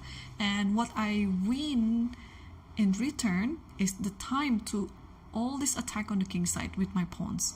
So this is a totally good compensation for white. It's not even a compensation, it's an advantage. Okay. But Abdusattorov is still thinking. And during the break, I also check other games, which is very interesting. So let's dive into the game between Rapport versus Nordic, another Nordic, but this is Yakubboev. So we saw the position after all the exchange on the A file, followed by d4, cd4, cd4. And here I thought black would try to stop e5 by playing e5 himself. But I was wrong. Yakubboev chose to play queen a1, attacking the bishop on b1, and after knight 1 d2, knight goes to b4. Interesting, yeah? Because in this position, if you move your bishop, knight goes to b4 anyway. Let me think. What's wrong with bishop c2? So knight b4. Bishop b3, and maybe now just rook c8, yeah? And black is attacking. Okay, so that is why Rapport didn't play bishop c2. He just played knight 1 d2, and after knight b4 he played rook e3. He wants to trap the queen, but wow, amazing. And also very interesting, rook c8, rook a8. Of course it's stopping rook a3. If rook c8, there's rook a3. And now I was still thinking of rook a3 anyway. After takes, I want to trap this queen. So if you move the knight elsewhere like this, oh, I cannot play queen here, can I? Because knight d4. All I want to do is just this and bishop b2 and then trapping the queen. But maybe now is actually just enough time for black to play knight takes d4. And then the queen will be escaping. Okay. Okay, this is quite a dangerous position for the queen, but I think with the concrete calculation, it is fine anyway. The queen will always have a place to escape. So rook a8. Rapport is still thinking. Apart from rook a3, what else can we do in this position as white? If we move e5, knight goes to d5, so we can forget about it. What about little move like h3? Because in this type of position, you are not forced to do anything yet. Like little move like h3, allowing king to go to h2 ladder if there's some sort of like a back rank attack. And also, meanwhile, you're just waiting for your opponent to come up with an idea. Or maybe h3 is a bit too slow now because of knight a2. Yeah, maybe knight a2, and then the knight just want to take the bishop on c1. And now rook a3 is no longer there because of this one. Also, that is another idea. After, if not h3, if rook a3 takes, and then now knight goes to a2. Yeah, this might be just it, yeah? The knight doesn't have to go to c6 and attacking this, but knight can just go to a2, and this will guarantee that there is an exchange with the knight and the bishop. Knight and with one of the bishops.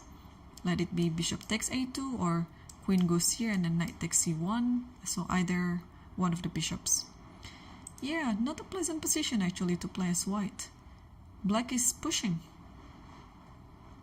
Alright, let's also move back to the game between Grischuk versus Sarana.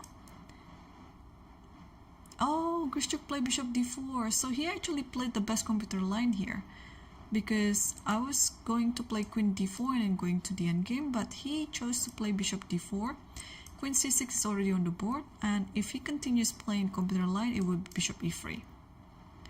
Keeping everything under control and also allowing the knight to move or to jump back to d4 ladder. And maybe after knight d4, knight b5. So yeah, bishop e3 would be quite a nice idea to play in this position.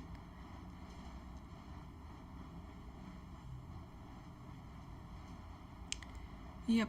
So what to do in this one? If bishop e3 happens, now I'm thinking maybe white is better.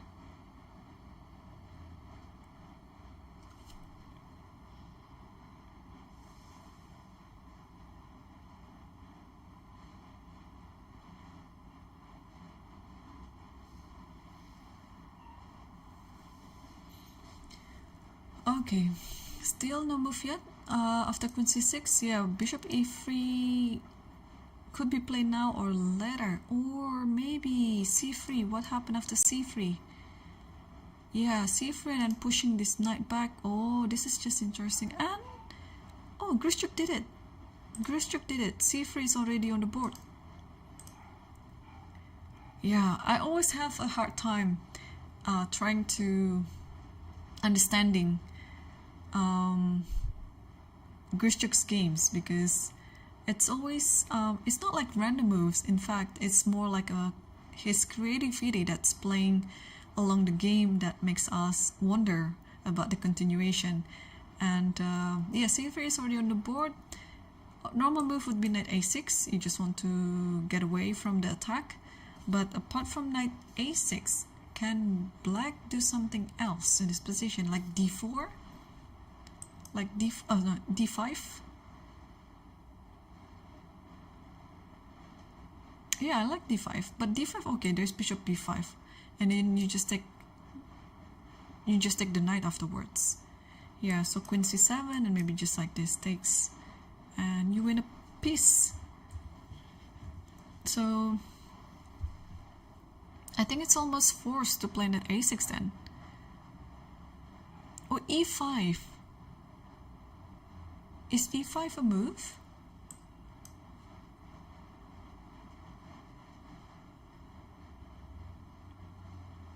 Because if you take, then takes this. Apart from e5, what else can be there? Like if bishop goes back,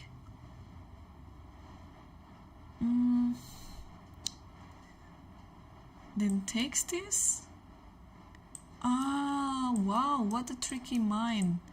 If you take everything along the f4 square, you're now hitting the knight and the pawn at the same time.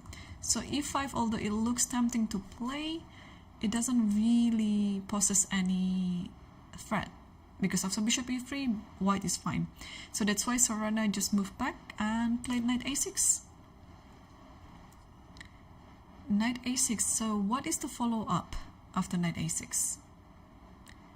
Do we play bishop e3 so that we can play f5? This looks like quite an interesting idea. Not only that we are planning for f5, but also putting the knight on d4 and just attack. Wow. So I actually quite underestimating the position for white, because I like black before.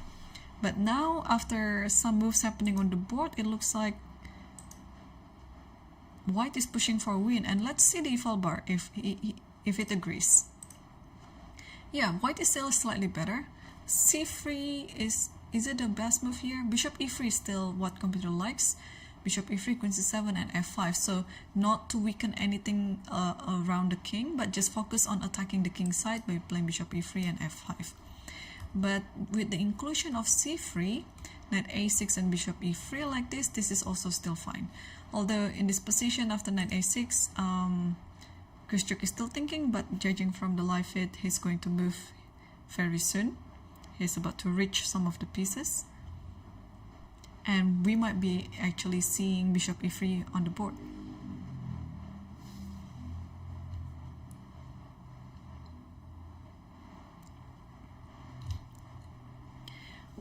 Okay, interesting game.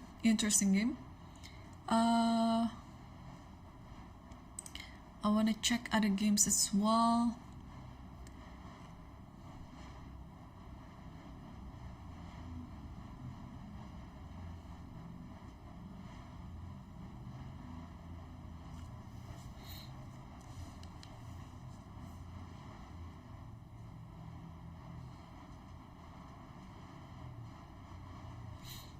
Okay, Let's see the game between Yang versus Sindarov on board 2.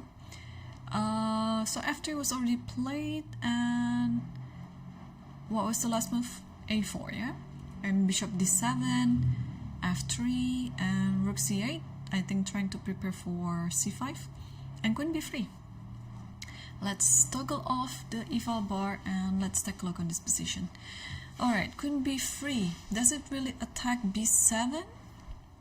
It looks like it's attacking b7, but black always has rook b8 and taking on b2.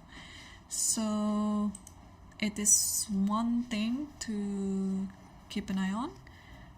Apart from that, if we just dismiss this threat on b7 totally and then do something else, what can we do? Usually this type of position you'd like to create something here, maybe h6 and knight g5. I was thinking of that move. What else can we do? I also like knight h5. Okay, let's just put it on the board. Knight h5, that if you take this, how do I take it back? With the queen or with the rook? Because again, after rook queen b7, there's rook b8, so maybe I don't have to be worried about it, and I'll just take it. And then this pawn is actually going to be quite weak later. So usually in this type of situation, you don't want to trade the bishop, but instead you just move back to f2. Yeah, how do we assess this position? Like, who is attacking who? Okay, for example, I play knight g5. And next move, I would like to play bishop d6, not attacking, maybe just opening the file for the rook, but also keeping an eye on this h2 sacrifice, maybe. So, also in this position, what else can we do? I mean, I'm almost sure that h5 is quite a good move. And after this, bishop f2. And also in this position, if I don't want to deal anything like that, I can play bishop b4 and stop everything. And maybe knight here and then coming back here, like that. Okay. Because the idea of e4 is what white is looking for, but so far I don't see the right time for white to do it. So black is quite solid. No, this is actually a very, very cool setup that I can have this game as my own repertoire, because oh, knight h5 is already played. Yay, I'm so happy. Yeah, so I play this position mainly as black, I mean the queen's gambit, because I'm more like an e4 player, but I also sometimes play d4. Also sometimes I encounter the queen's gambit exchange like this. But yeah, this idea, if you have a pawn like this, knight h5 is a very principled idea that it's always an advantage to know such an idea, because you can always pick in your game whether you want to play it or not. Because if you have no prior knowledge about the position, you have to come up with something original, which might be okay, but it can be very tiring to just keep finding everything on the board on your own. So it is very, I would say, very encouraging if you're learning about an opening, not only learn move per move, but also the idea behind it. What if your opponent doesn't play the main line? So think or also learn about the typical ideas, because sometimes this type of typical ideas you can totally get it in many variation as well, not only one specific game or opening or variation that you're learning, but also it can be it can be applied to any sort of positions regardless of the opening. So knight h5 is on the board, and yeah, as far as I know, you shouldn't exchange the bishop like this, because this will only leave the pawn on e3 to be quite weak, because also this moment you still cannot push e4. So maybe in this position, Yang has to put the bishop back to f2, and now black is of many choices. for instance, apart from bishop b4 and knight g5, I was also thinking to play bishop here, just to provoke the pawn move. For example, like this, and now I can play back here and then... Actually, sorry, I changed my mind. I don't like this position. Why do I waste so many time like that? I can play something better. Okay, after bishop f2, I like knight g5, I like bishop b4, I also like bishop d6. Because this is not a threat. Again, there's always rook b8, and then you always are able to capture this. Or in fact, after this, I might be able to trap the queen by playing bishop b4. Might be. Because now my idea is just to play rook b8. Okay, so in conclusion, b7 is not a threat. White can just take it, but black will be happy with that outcome.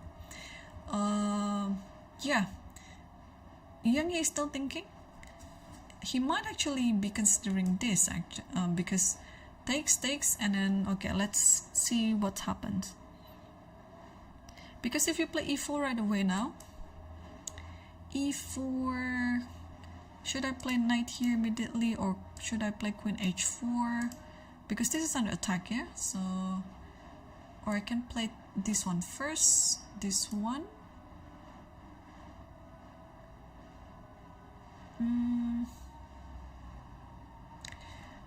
Alright, and knight g5 maybe. There, this is quite a complicated position. Now you have to think about this one as well. Maybe it still works this way. Yeah, I mean it's complicated, but look at the position. Yeah, only black is attacking, so it looks like quite a scared position to play as white. And yeah, after knight h5, bishop f2 is on the board right now. So now, out of all the moves that I showed on this game, on this position, bishop b4, bishop d6, knight g5, I don't like bishop h4, so let's skip that one. I guess what might Sindarov be playing? Actually, I'm not sure. He's a natural attacking player, so I would suspect that he would play some forward chess, like bishop d6 is good. You're just eyeing toward this h2 move. Okay, h2 square, bishop d6. I would vote for this maybe. Bishop d6, because after e4, I think you can take this one, and then depends on how you take it back actually. My idea is I can pull my bishop back to b8 and then make a battery to c7, something like that. So, bishop b4. He already played the move, bishop b4. This is also a very good move, right? Because it is a very good outpost for the bishop. It's stopping everything like this. And yeah, nothing's wrong with this move at all. And if knight goes here, and maybe now the bishop goes to d6, and you shouldn't exchange this bishop with this knight, so you should just move it like that. Alright, bishop b4 is already on the board. And now Yang is thinking, but the bad news for Sindarov is, well, it is still on move 16. So he has to make another 24 moves to make to the time control, but he only has 18 minutes left on the clock. So 24 moves, 18 minutes, he has to make less than a minute for one move.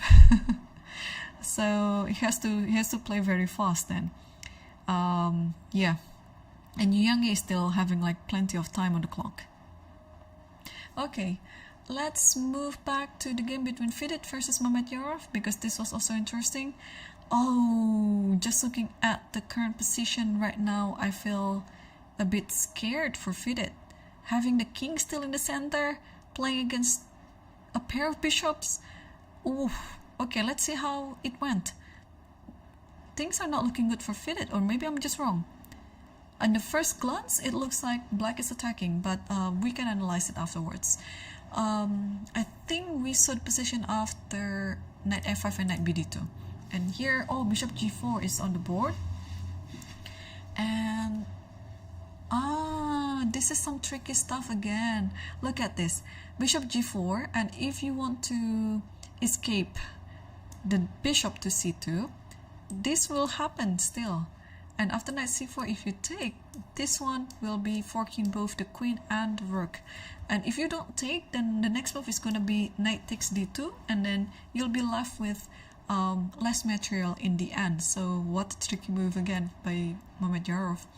Bishop g4 is on the board, and h3, and here you just take on b3, a b3, and bishop d7. So you don't want to trade more pieces, you want to keep the pair of bishops alive on the board. And the game continued with h4, e takes d4, bishop takes d4, knight e5, and bishop takes e5, d e5, knight c4, and castles. So everything is so good so far for black. And after that, knight take e5 and bishop c5. So this is definitely a sacrifice that I would say a very natural sacrifice to make, because you don't really afraid of losing this pawn. This is a central pawn, and the pawn on e4 can easily be gained back. So bishop c5 with the idea maybe with rook h d8, and also trying to find the best discovery for this bishop, because if you go anywhere else like that, there is always a check. So you may be only having this diagonal, but just take a look. Bishop c5 is actually literally threatening mate in one move, queen takes f2. So how do we deal this position? If you play castle here, then there might be bishop h3. I mean, it's almost GG. It's looking like almost GG. I don't know. Let's check the eval bar. How big is the advantage? What? White is doing fine, and white is actually slightly better. Oh. Okay. I'm speechless, literally. And Fidit played the best move. So f4 is what computer suggested. This is the way for white to keep going in the game and still standing better. So f4 is the best computer line, and this is what Fidit played. Very nice. You see, guys, like this type of players, they're always tricky. Like at some point it looks almost obvious that black is better, but they always have as if they have a second brain to evaluate everything. So it's never easy. It's never easy. Even if you have a better position against them, it's not enough to win until they really sign the score sheet and saying that you're winning. So yeah, when you're winning against this type of players, you have to keep fighting until the end to prove that your advantage is enough to convert everything into a victory. So f4 is on the board. Very nice. It's an active defense move, I would say, because it's defending the mate, of course, on f2, but also at the same time it makes the knight on e5 looks more stable, because the f4 is protecting it. And okay, how to continue this position as black? A move like rook h e8 looks very natural to me, but do we dare to play a move like g5? Because this is just also a common approach, right? When the king is still in the center, you just want to open up the position like this. Or maybe I'm wrong. Oh, I'm wrong, guys. You just take this one, and after takes this, let me switch back to the board default. Oh, okay, the live it is back. And maybe in this position, hang on, I want to do this, but there's a check over here, so I have to be careful. Or maybe in this position I'll just play queen f3 with the idea of long castle. And then also there's this knight f7, and yeah, how do you stop this knight f7 and castle at the same time? If you play bishop e6,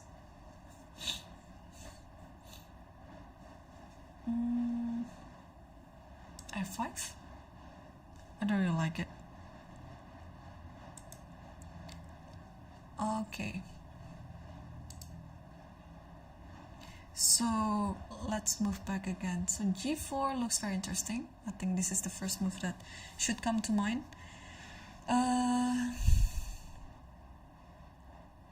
Or maybe just this, takes and queen g4, that's it.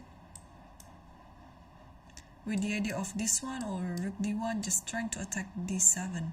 Okay, yeah, this actually makes a lot of sense. Yeah, f4, such a nice move by Fidel, and yeah, guarantee him to keep going in the game, because now Mamedyarov has to be quite careful. So maybe to stop everything like that, can we play bishop e6 then? To avoid this knight takes and queen here. So bishop e6, where does the queen go? Queen goes here maybe. And now, what's the follow-up after queen e2? And now maybe g5. But g5, there's always f5. Takes, knight takes, and where does the bishop go? Wow, okay, so this f4 move's really, really good now. Yeah, it solved most of the problems, although it's not over. It's not over yet. And Fidel just played 18th move, so he has to make another 22 moves in order to get to the time control, and he only has 23 minutes on the clock. So roughly, in average, 1 minute per move is enough for him to go to the next time control. But obviously this position is far from simple, so yeah, it requires more time to think over the position. Okay, and let's move back to the game between, let's see which one that we would like to see, because everything looks very interesting. And in the master section, oh,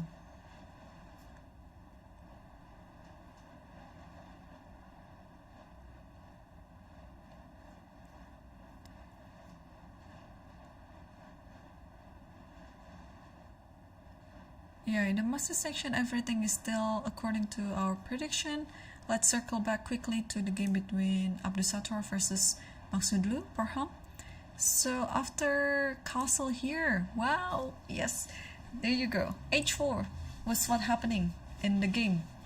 And just trying to attack, and cd4, ed4.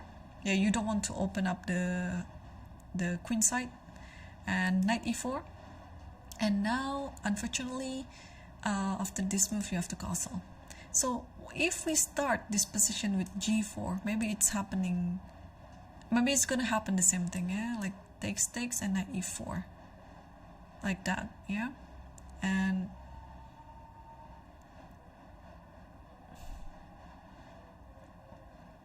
oh, that's like one, yeah, you cannot play g5 even now, like just takes, and if you take this, takes this, and white doesn't have anything. So with h4, Nordirback ensures that he can still castle while also at the same time trying to attack the king side. So h4, cd4, ed4, knight e4, and castle, and bishop e8. This is such a typical move as well, and you might actually find this type of idea in the Catalan, where you want to attack from this side of the board. So you're preparing for f6 so that you can move your bishop to the g6 square, and then yeah, develop it that way and make it a better piece than it was before. So interesting position actually. Now f6 is going to come. How to deal with this position?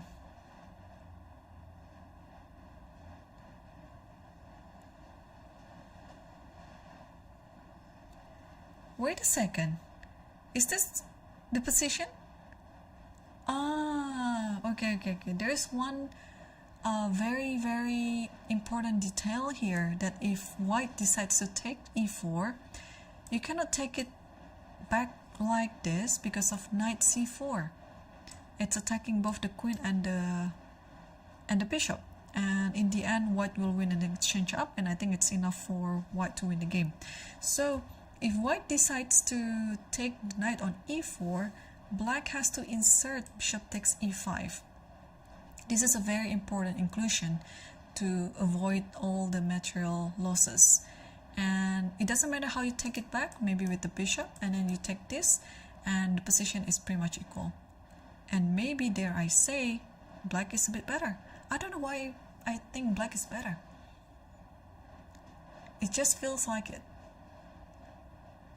Maybe because of this pawn. If the pawn is on a2, maybe it's fine for white, but now the pawn is on a4. Yeah, it becomes the target of attack. I don't really care about this because there's always f6, and since the pawn is standing on the light square, it's very easy to defend it. Yeah, so this may be just a good position to play as black then. Bishop e8, yeah, f6 is coming. So how to play as white in this position?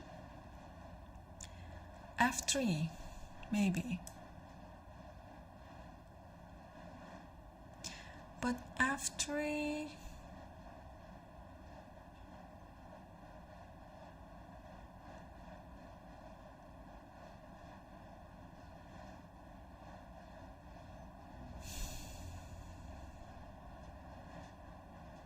yeah, I was thinking maybe just takes and f6.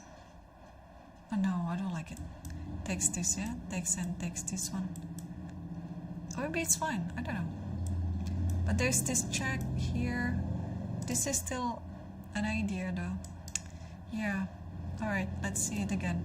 So after f3, yeah, what can we do here? If the knight goes back, I think it should be fine as well. Yeah, why not? Just goes back with the knight.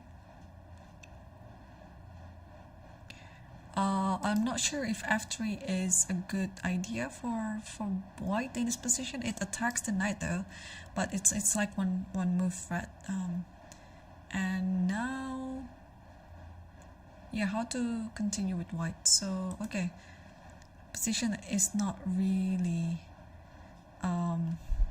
pleasant, I would say, or maybe this is still fine. What about queen f3? Just queen f3, attacking this knight.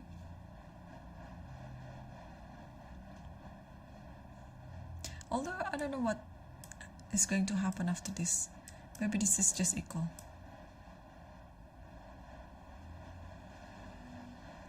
Yeah, maybe this is just equal. And you can play bishop b3 maybe, and then play bishop d5, things like that. Okay, so still bishop e8 is still on the board. And yeah, and Abdusattorov is still thinking. He still has enough time on the clock. He has more time than Parham. So let's go back to the game between Youngi versus Sindarov, because Sindarov is low on time right now.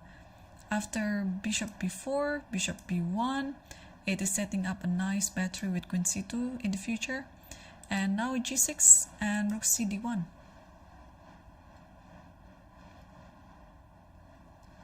So 10 minutes left on Sindarov's clock, and he still has to make how many moves?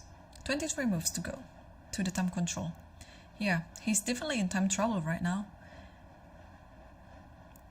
Even without the additional time. Okay, moreover without the additional time, he's in time trouble. Even with the additional time, he's still in time trouble. Alright, rook cd1, I guess it's a preparation for e4, I would say. And now, yeah, c5 is no longer an attractive move because d5 is hanging, and also the rook is now already positioned that way. So how to proceed then? Because e4 is coming.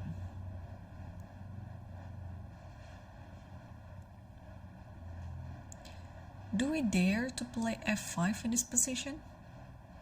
It looks weakening. I don't like playing this type of moves, but let's take a look after e4. This one is under attack. So what if we take this one and then take it again? And how do we take it back? With bishop or with the knight? Yeah, the king looks loose, so no, I don't like f5 at all. What else can we play then?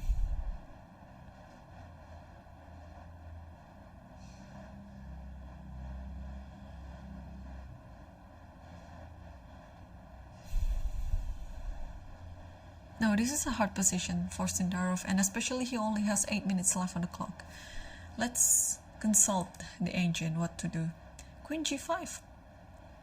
Queen g5, it's the best move.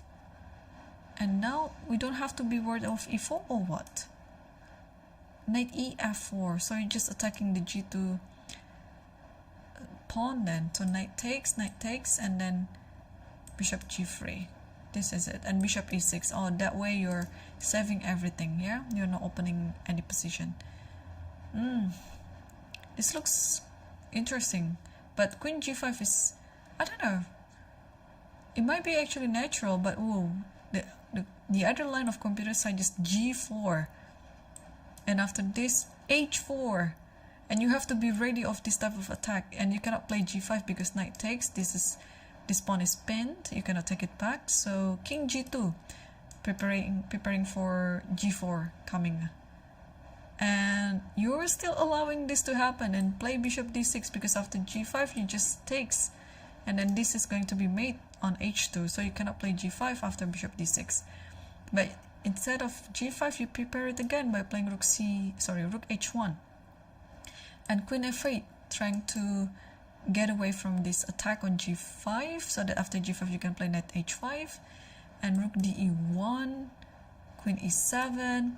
Okay, this is all very interesting. I don't know whether Sindarov will have time to find all these moves because this is complicated with such a low time. 6 minutes on the clock. Yeah, he has to play faster. He's already in time trouble right now.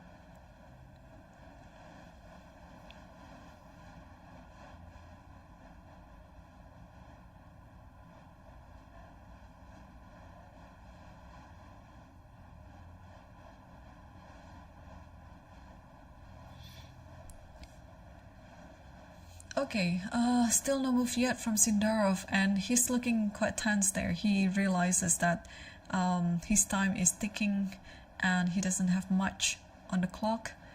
But this is such a complex position with only one pawn getting traded and the rest of the pieces are still remaining on the board.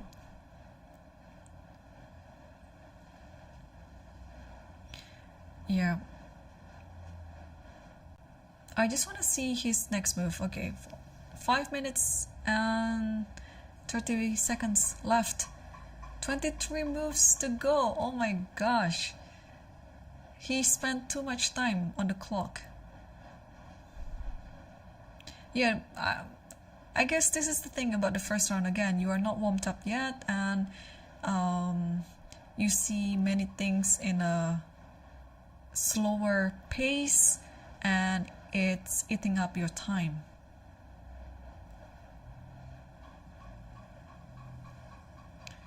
Still no moves yet from Sindarov.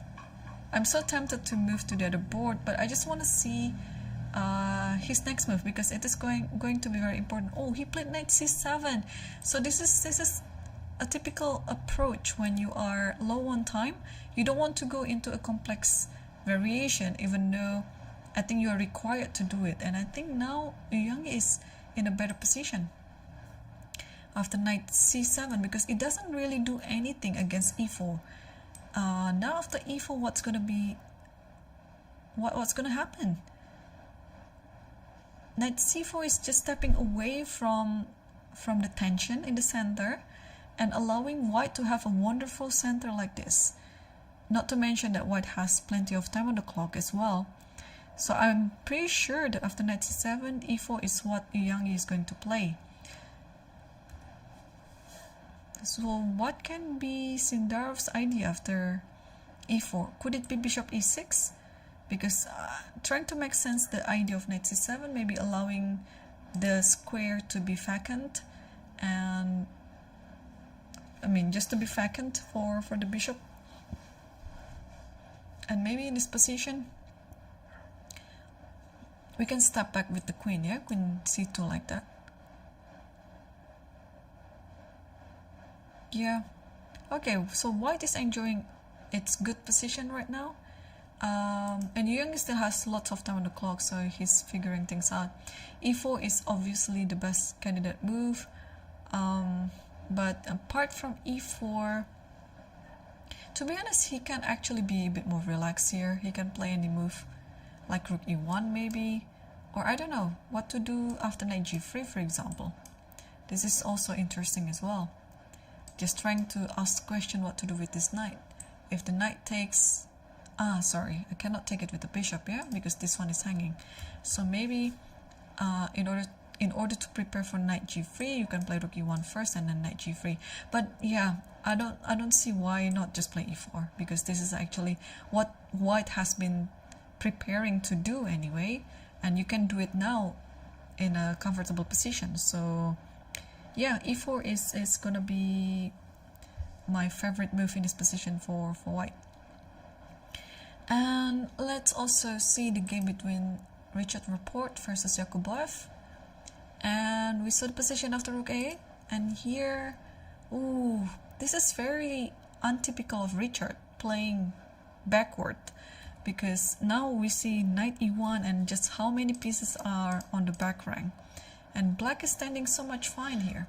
Queen a4, and definitely in this position, if you are going to the endgame, black will be just better thanks to the development of all the pieces, and that's why Richard didn't take the queen, but instead he played queen e2 and now rook c8. So Yakubboev chose the moment one move after the other just to keep attacking white's camp. And how to handle this attack on c1 then? One way is to to actually invite for this exchange of rook c3. And after rook takes, let's say, takes, and then now knight goes somewhere. Where does the knight go? If the knight goes here, that bishop, there's bishop here, right? And then this knight is actually going to d3. Okay, so maybe after rook c3, I cannot take it. Oh, I know what I can do. I can play knight a2, can I? The trick is after this there is knight c1 and then attacking the queen. So you cannot do rook a3. And let's say rook takes first, check, and then bishop takes, and then this knight is attacking this one. Again, if you play something like b3, I can always take this bishop. The same goes with this one, takes the bishop as well. So I think it's almost sure in this position that you have to take this, takes this, takes this. And what is the evaluation of this position?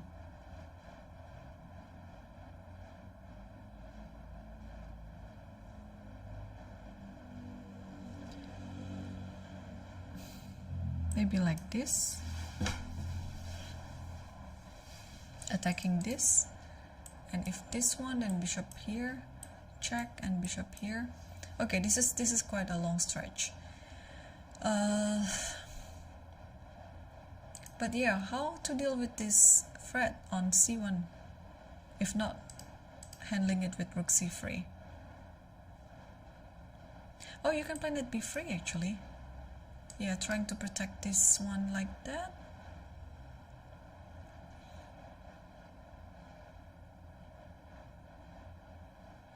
Yeah, knight b3 might be fine. Although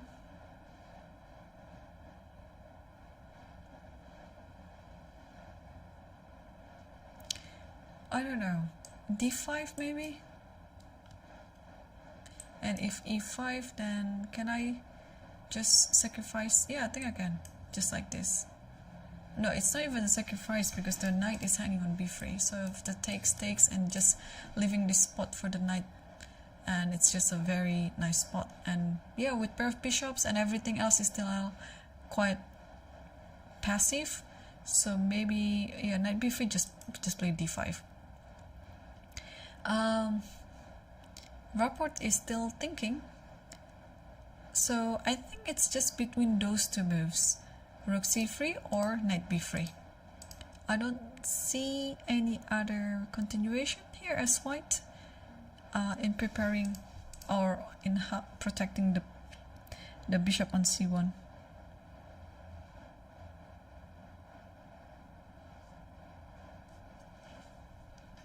Okay, Rapport is still thinking. Let's see the game between Grischuk versus Sarana. And whoa, okay, this is so typical Grischuk to play this position. c3, knight a6, and we saw this, yeah, bishop e3, knight c5, bishop b5 first, and king a2. So safety first, even though white is trying to attack, but white also doesn't forget about its king safety. e6 and rook g1. Now the fun happens. h4. Okay, what is the idea of h4? So can we take on h4?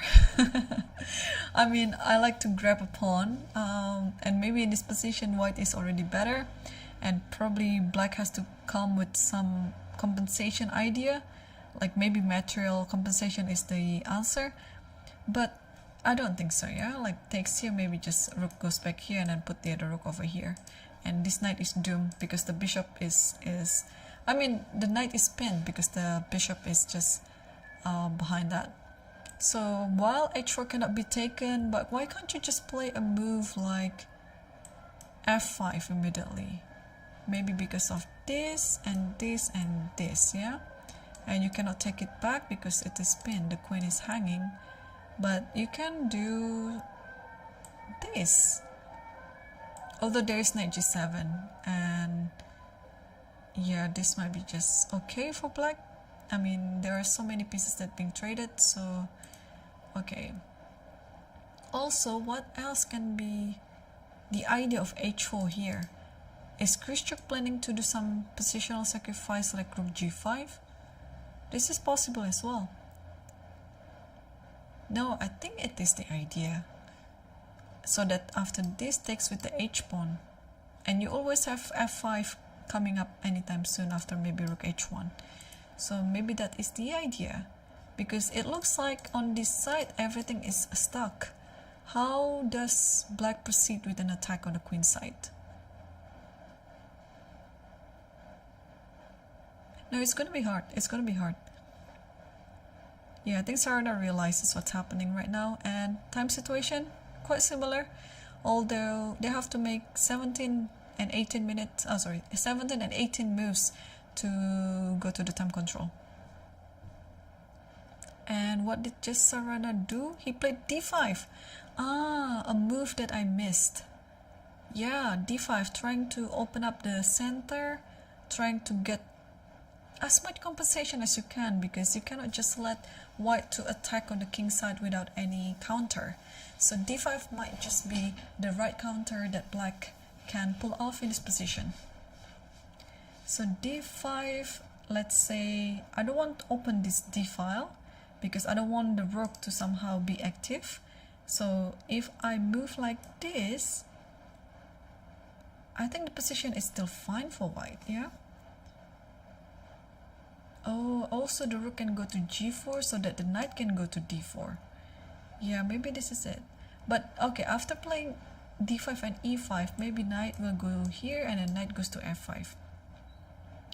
Yeah, although it's an attacking position for both sides, it's more like also a maneuvering game that you just want to put your pieces on the best squares. So d5, apart from e5, what else can I do?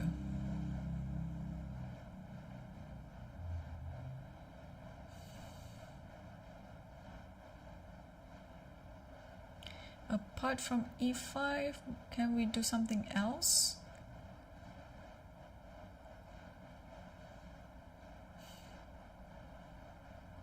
Can we do, not sure, can we do f5? Allowing this to happen, takes, if takes this and then I'll go here, if here then I'll take this one, because the bishop is protecting everything. And what happened is, oh, after that one, d5, sorry, after d5, e5 and bishop f8,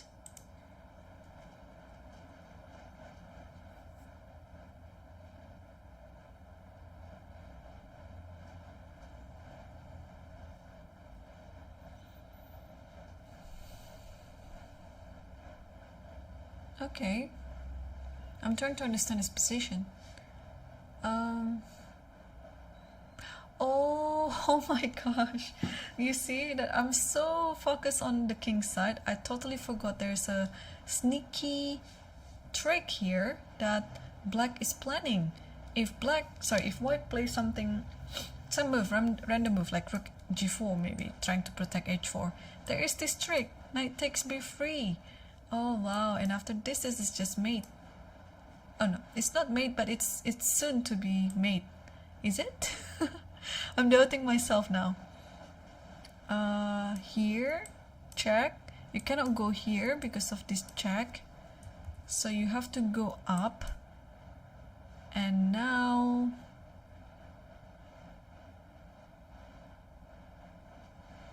so that check might be unnecessary then. So in this position, that check is unnecessary. But what else can you do? Hang on. Can I do something else? But I believe that is the idea, right? Of bishop f8. You just want to attack queen a3. Is this the time to do it? I think it is, yeah. Takes. What did I miss here? Okay, give a check here. King is about to go to d2. Sorry, d3. That's the only place for the king to go. Oh, wait. Rook c4? Is this the move? Because if you takes, queen takes, I might be playing crazy chess here. I might be just crazy. Like here and then this one. King g7 with the idea of bishop a3. And how do you stop this?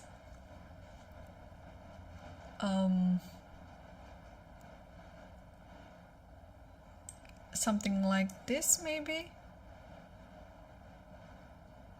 But this is just mate, yeah? Check here and then check here. Or maybe not. Oh my gosh. Oh my gosh.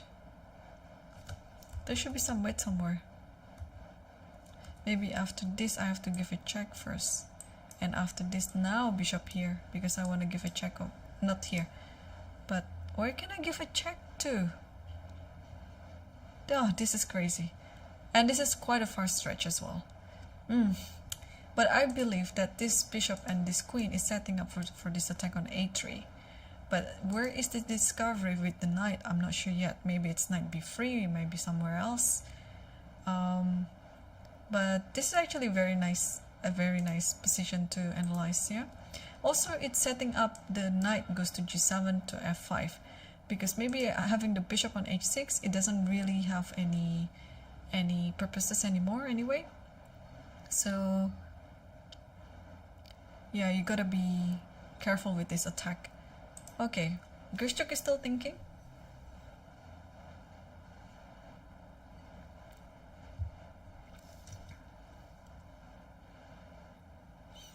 The thing is, I think it's funny how knight d4 doesn't really help the position. Because after takes, checks here, and then queen takes like this. And if king takes, and then just queen check, and after this, okay, let's attack this pawn on c3, shall we? By playing rook, bishop here. And just how are you going to stop it? Do you have to move back? Maybe. Yeah, but this looks kind of dangerous already. So is there any way for us to stop all of this idea? Let's consult with the... Oh, actually, is Grischuk about to play his move? He might be just going to play a move there. Alright, so Rook H1. Oh my gosh, what is this? I wouldn't have thought of Rook H1 at all in this position. What are you going to do with Rook H1? I don't understand at all, Stockfish. And this is the best move in this position? Who would have thought? Oh wow. Okay, so this idea doesn't work then. Oh, it doesn't, yeah? Because the king can just escape after here and d4 and bishop d4 and everything is fine. Queen a2, king goes up, and the king is pretty safe because there are so many pieces around the king. Nevertheless, I wouldn't have thought after bishop f8 that rook h1 is the best move. It could be something else. Even rook g4 looks more logical to me, not rook h1. What's wrong with rook g4? Knight g7. Ah, okay. Now I'm trying to gain my understanding of the position. So rook h1 is the best move because if knight g7 you play h5. That's it. Okay. So now I understand this position, because this type of attack with knight b3 you just have to dismiss it. It is not really an attack. It's something to watch out for, but once you figure things out, you'll realize that it is not a threat, because the king will be just escaping to d3 and you'll end up with some material advantage. In fact, what you have to be focusing on is black's follow-up idea of knight g7, knight f5, because again this square on f5 is a more desirable square for the knight. So you have to prepare it by playing rook h1. Okay, now I understand. Now we do understand why rook h1 is the best move in this position. And I think still no move yet from Grischuk after bishop f8. Yeah, it is a complex position, and now Grischuk is on 14 minutes left on the clock, and he still has to make how many moves? 16 moves. 16 moves to go. So less than a minute per move. They are on time trouble. And who is on time trouble right now? Let's switch back to the second board between Yu Yangyi versus Sindarov, because Sindarov is under a minute in this position, which looks, I don't know whether it is an improvement to his position or not, having the pawn on f4, because this is actually a very typical pattern and like King's Indian attack, where you want to sacrifice anything on g3 and maybe putting the queen on h4, which is not making sense, of course, at this position right now, but f4 is setting up for that threat. I think we left the position after knight c7. Yes, and after knight c7, of course, Yu Yangyi didn't waste any tempo to play other moves apart from e4. And after e4, bishop e6, just trying to make sense on the previous move by Sindarov, knight c7, trying to make the e6 square empty for the bishop. And after queen c2, f5. So f5 after all happened on the board, just on a different position. And after f5, e5 and f4, and here queen b3 back and rook b8. So where's the advantage here? Because I believe white is having a better position, but I'm just trying to find the advantage for white. Alright, knight a2, and now I think this bishop has to go. But Sindarov is officially in time trouble. He's under a minute, and now he just moved and he gained another 30 seconds. But he still has to make 17 moves until the time control, with only a minute left on the clock. So bishop e7. Oh, maybe this is always the big square for the knight in the Karlsbad structure. So maybe after knight here, yes, you see, after knight a2, knight c1, then the knight will move to d3. So again, it is always important and always to your advantage to know the typical ideas in certain position, especially with the help of the pawn structure. So this type of pawn structure, I believe knight on d3 is a desirable position. Not only that you're attacking the pawn on f4, but also yeah, you keep an eye on the move like knight c5 and something like that, because yeah, this is going to be quite a slow game as well. And we have rook f8 on the board right now. We'll keep an eye on this game until maybe Sindarov passed the time control, because I believe after Young moves, Sindarov has to quickly make his move because he's on time trouble. Alright, so rook f8. I think the idea is black is about to play bishop f5, trying to offer this exchange. What else can black do in this position? Yeah, maybe this has to be done in order to play g5 and maybe g4 later on, but okay, one by one first. Bishop f5 is there. So now if we continue with the plan, knight d3, maybe just bishop f5 followed by knight e6, and black will be consolidating rather quickly. And although white has a pass pawn on e5,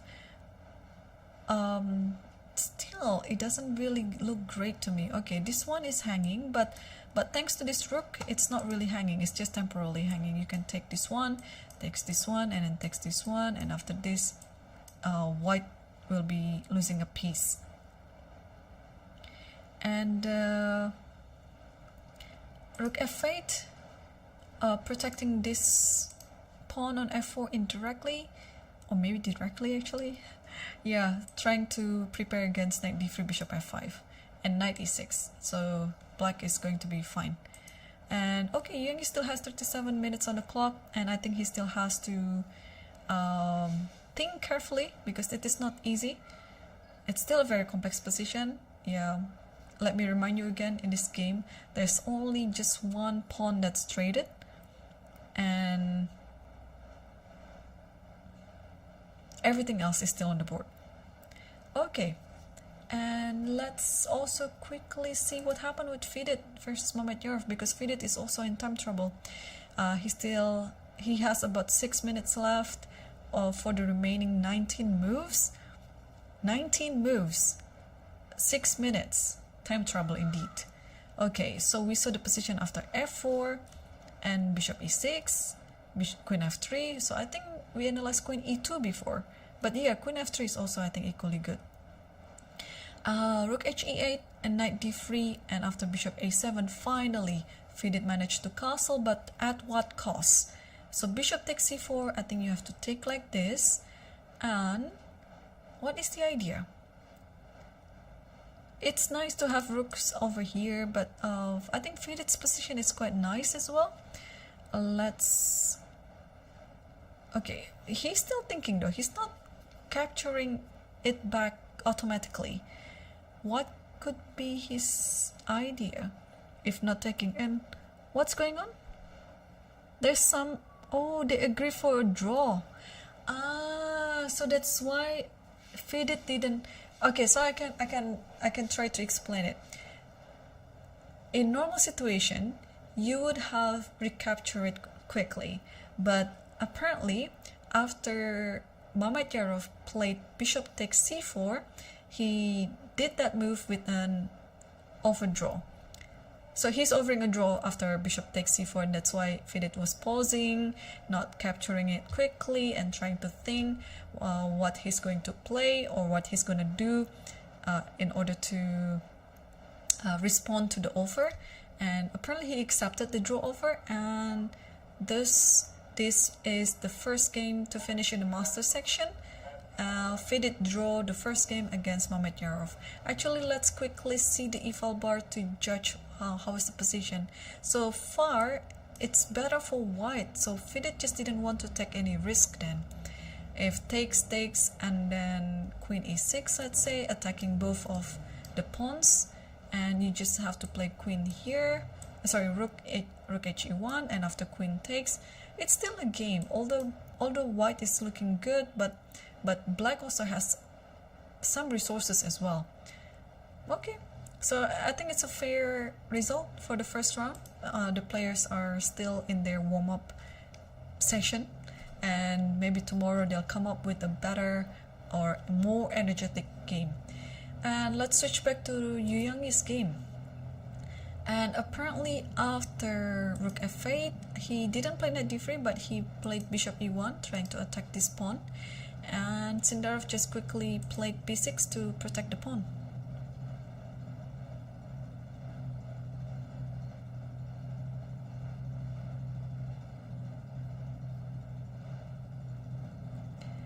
Yep, so it's still a very complex position, right? I like this b6, not only that it's protecting a5, but also maybe it's planning to go c5 actually. And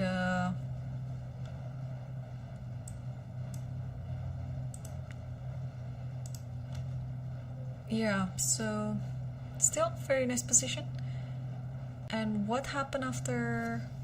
I'm just thinking, is there anything else? Like knight d3 now? Knight d3 now, it might be actually just bishop f5, yeah?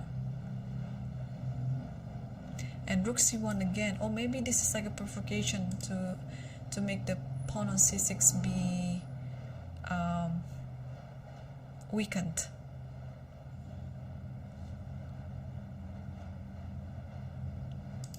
Alright, let's see what's happening in the game between Rapport versus Nordirback, because it has... Oh wow, what's happening? So in this position... Oh yeah, rook a3, why did I miss that? The queen is trapped, but black has... Yeah, why did I miss this rook a3? Of course, it's the most obvious move. Okay, so black has to take on c1 to get something out of this position for the queen. Rook a4, ba4, h3. So black is willing to give up the queen for a rook and a bishop, and also hoping that this back rank attack will somehow succeed. And after h3, knight c6, d5, knight d4, and after queen e3, e5. Now the knight is nestled very nicely on the center, and king h2. Now after king h2, white is trying to activate this knight. And how are we thinking in this position?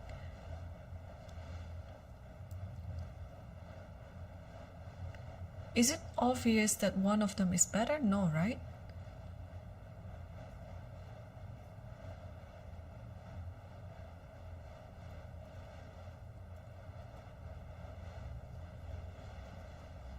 So how do we make sense of this position? Okay, the knight is looking good, of course. I was thinking we have to bring some of the pieces on the queen side, like maybe bishop b5, or maybe bishop d8 and bishop b6, something like that. But I also don't want to lose time because there is knight d3 coming up.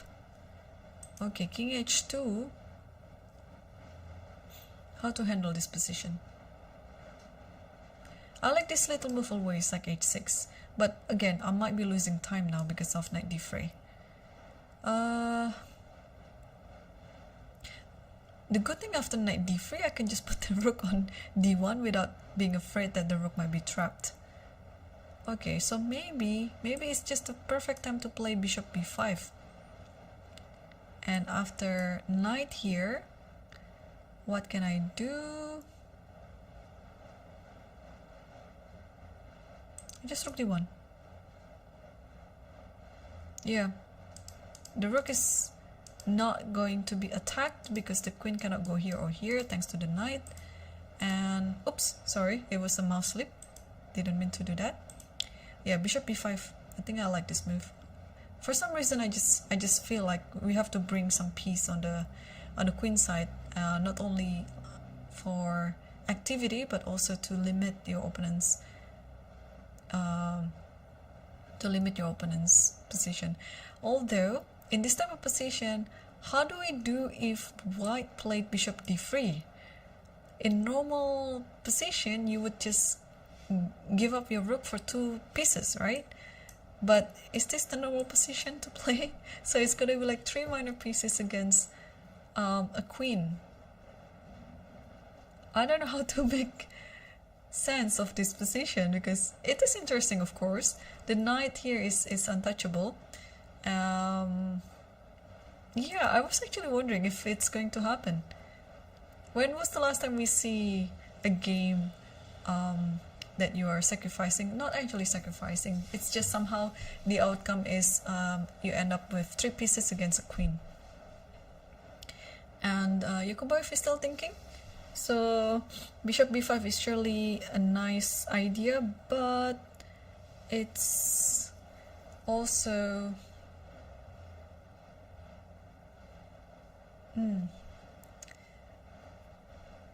hang on, let me think of other things too.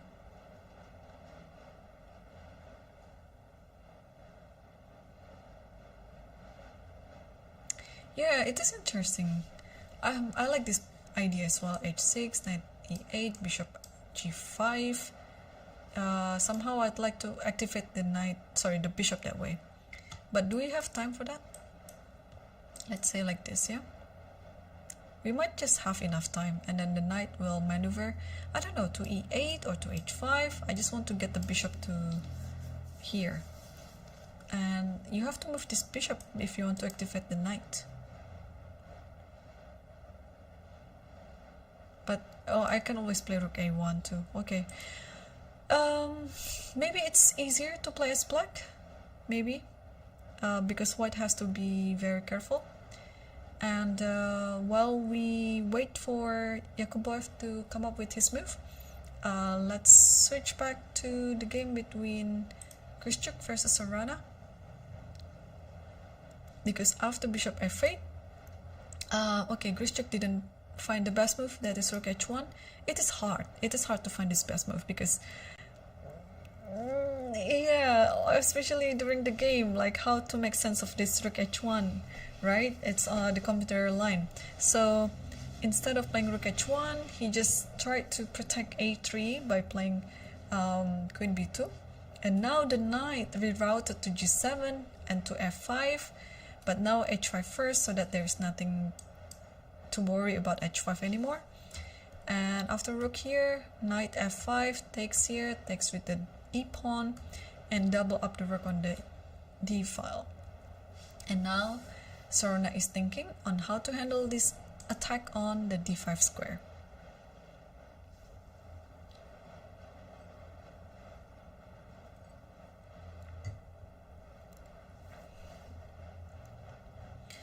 Alright, so how we deal with this position? The pawn on d5 is hanging.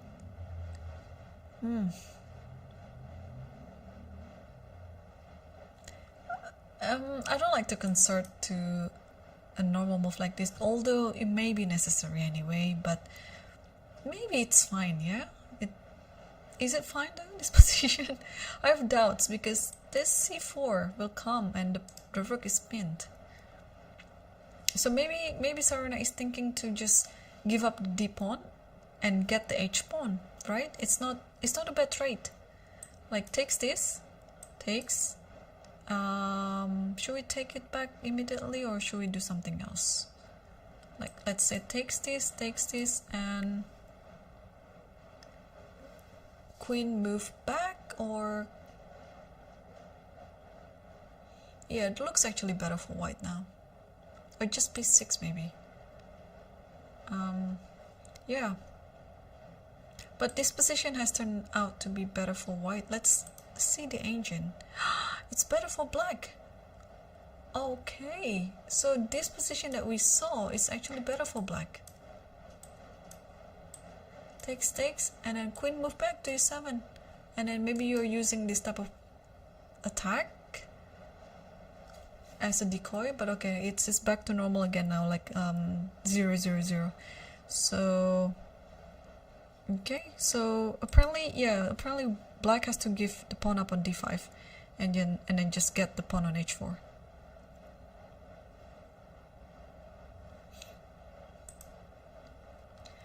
And okay, there are, oh, Parham, we forgot about the first board. Parham is under 30 seconds right now. He's officially in time trouble. He still has to make 21 moves. It's a very hard position. 21 moves and only 15 seconds left. Guys, the time management is very cruel here. Okay, so 8, 7, 6, and he just moved something. He better move fast, yeah? Okay, so he played the last move. He played the last move with 5 seconds left on the clock. So we saw the position after castle, I guess. Oh, after bishop e8, and here queen g4. Oh, okay, trying to attack h6, and here queen c7. A very nice idea, because after bishop h6, this queen will indirectly protecting the pawn on g7, so you can just move here. Oh no, actually you can just capture this, it's fine. Takes everything, yeah? So that's why after queen c7, Abdusattorov didn't take on h6, he played bishop c2, and Parham just stepped away with the king to h8, f3 attacking the knight. Knight has to retreat to f6, queen h3 preparing for another pawn storm, g4, g5 potentially, and knight h5, and bishop h2 still preserving this idea of g4, g5, and f6. Okay, now things will be simpler, and yeah, and white cannot really attack the king anymore. But is there any way for white here to avoid the endgame and just continue the attack? For example, f4, I was about to mention it, and then Abdusattorov just played it anyway. Yes, because a normal move like knight moves anywhere, like g4, things like that, it will offer simplification with this bishop, and it will give black enough time to consolidate. So maybe while everything is already set, especially in the center, and look at this gorgeous bishop on c2, f4 should just come naturally. I would say that you don't have to calculate until the end, because a part of this game is just based on your intuition, because look at the position. Now, if black cannot take this knight like this, then first of all, after bishop moves like this, queen d3, how to stop this, yeah? You might be able to play this anyway. So let me play a more precise move. Oh, I don't have to do that. I can actually take on this. Or if you take, oh, fe5 is already on the board. Okay, so how do we take it back? Yeah, fe5, it should be it. fe5. And oh, at the worst case, you can have g4. This is what I missed. And then trap the knight back, and then gain your material. And maybe bishop e7 now. Parham is about 20 seconds left. Wow. And now, okay, Abdusattorov still has 18 minutes or so. He can totally think over the position. But after g4, you can gain the knight back, and you are still attacking, and you have this bishop aiming over the h7 square. Position looks just killing. I mean, white is almost winning here. And let's see the eval bar. Yes, white is winning. And what is the best move here? Okay, so instead of g4, computer suggested to take first, and now rook f1 first, and after, like, let's say bishop here, and now g4, something like that. So g4 will always appear anyway, one way or the other, but it's just depending on, yeah, the trade first. So instead of bishop e7, let's say queen e7, I think you still have g4 in this position. Yes. Okay, so g4 is always the key idea. You can always get back the knight like that. And yeah, Abdusattorov is still thinking, and Parham has to be seated on the chair because he only has 41 seconds left on the clock. He has to be ready for playing his move whenever Abdusattorov makes his move. But things are looking so great for white right now. Either you include the trade on f8 or not. You can also totally play g4 and then regain the material back with a more dominant position.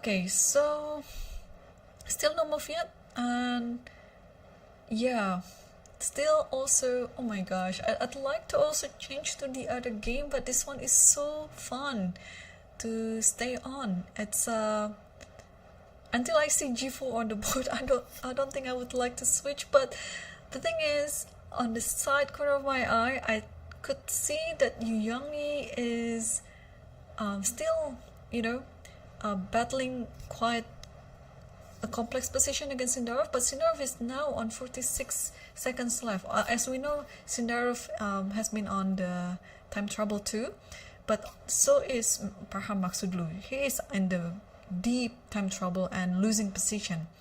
Sindarov's game it's still quite equal, even though Sindarov is losing time right now. But in this position, Parham, I think we can. I think I could say that this game might end before the second time control. Okay, so I think I like the approach by Abdusattorov too. Like, he knows that his opponent doesn't have much time on the clock, but it doesn't mean that he has to speed it up. He just have to play according to his pace, not to be provoked by his opponent's time, and then just, you know, think normally. Just think normally, use the time as much as he can, but maybe not so much. But, you know, just do not get affected by the fact that his opponent is in time trouble. And I just see that he just made a move, but it will come up in the board soon. So he played g4 right away, without the inclusion of rook takes f8, bishop takes f8, and so on. Which is, I think, is good enough. Good enough. You just want to regain the piece back. And Parham has to start moving. He is now having 20 seconds left on the clock. It is not an easy position. I would say this game will be over within 10 moves. Okay, now 10 seconds left on the clock. Parham, you have to keep moving. And he just did something. We will see the board. Sorry, we will see the move on the board soon. Queen c4. Let me. Okay. To make sense of this move, of course, that it protects queen d3. I mean, so that queen d3 doesn't come up on the board, and because it has a dangerous attack to h7. But queen c4, how do I feel about it? Can I play b3 here? Just to make sense of this move, I think after b3 you have to play queen a6 to stop queen d3. But now I can just takes and takes here. And the queen is kind of out of play, right? Okay, bishop here, let's say. And then... And now maybe just rook f1. Oh, the queen can go to e2, I'm sorry. The queen can go to e2. So, okay, b3 is not really like a good move. Can we just simply take this? Or maybe we can take this one first. And now rook here. And now, after a move like bishop e7, now we can think of what to do.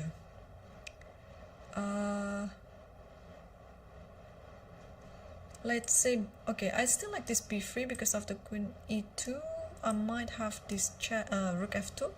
You have to give a check, and then just king goes here. And I'm still attacking this one and this one. So what? Oh, so Abdusattorov just took on f8. Bishop takes f8 is on the board, so we can actually see this continuation with rook f1, because you just want to include this move anyway. And oh, he didn't do that. He played queen f3 instead. Trying to, oh, now I understand why. Trying to play b3 and then trying to stop queen e2 at the same time. And of course, black has to do something with the bishop on f8 now. Okay, so this is the current position, and Parham has to move fast. There are options here: play bishop e7, or maybe also he's thinking of playing king g8. What else can be the option apart from those? Moving the bishop is not really to my liking, because queen f7 might just happen at some point. So it's either bishop e7 or king g8, which one that he will choose. And Parham is now approaching 15 seconds left. He has to move fast. He still hasn't moved yet. Okay, so bishop e7 is what he chose. Again, with only 5 seconds left on the clock, he made his last move. Bishop e7, and unfortunately after taking this, you cannot take this one because it's a mate in one. And what I can tell is after queen f3 takes like this, yeah, white just want to play here, or maybe, oh my gosh, is this a move? Rook f1, ladies and gentlemen, look at this, rook f1. And you can guess what is my intention, that I want to give a checkmate on f8. This might be just one of the nicest ideas. If king goes to g8, and now I can just take this, yeah. Okay, but Abdusattorov didn't include that. I guess rook f1 is a bit too fancy anyway, and there's nothing wrong with g takes h5, the move that he did on the game, but I was just wondering if rook f1 is actually a good move. Gh5, of course, is the move that to play. Shall we include this? Just bishop a4. What a move! But still, white is better, even though the advantage has been decreased. So Abdusattorov made the right call here by taking the knight on h5, and Parham chose to play some counter attack on the queen side by playing b5, and he made the last move with only 2 seconds left on the clock. To the time control, it's still a long way to go, and this position is almost busted. I would say that Abdusattorov is just winning all the way.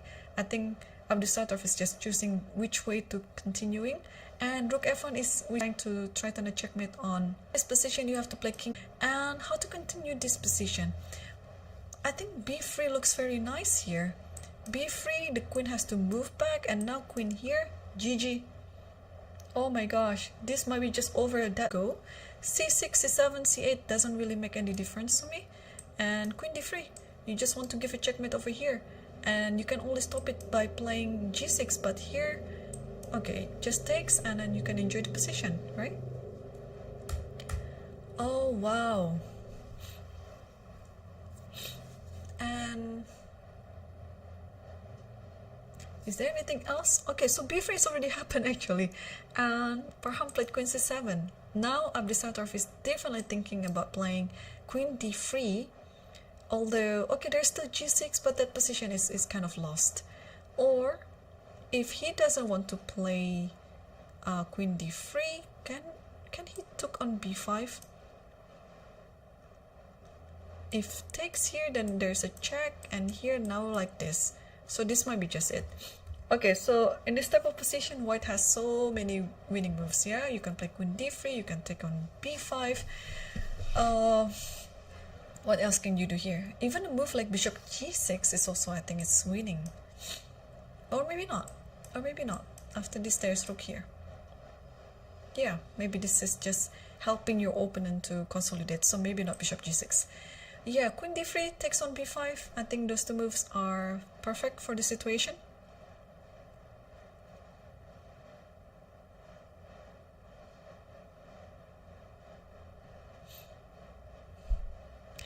Still 13 minutes left on the clock for Abdusattorov. Yeah, both of them must feel that this is winning for white. But of course, you cannot just play too fast. You have enough time on the clock to figure things out, so why don't you just use it? What is the computer best move in this position? I was wondering. Queen d3. So queen d3, g6. In this position you don't take on g6, but instead you play queen h3. What is the difference? If let's say queen d7, now you take on b5. And after bishop f8, okay, it looks like it's still a game. But okay, with 2 pawns up, yeah, and in much better position, this should be enough to win. and he did it. So Abdusattorov played queen d3 followed by g6, and are we going to see queen h3 on the board soon, or whether he's going to take this or he's going to take this? To be honest, I think those moves are equally good anyway. Yeah, there's always some advantage to every move.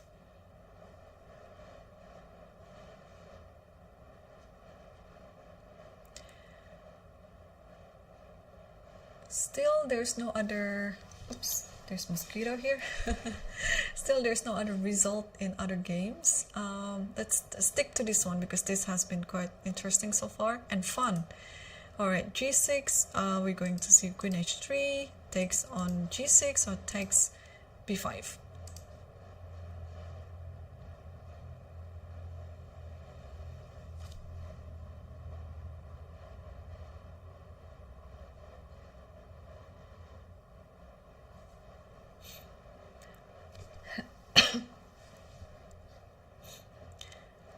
Still thinking, and what else can we see from this position?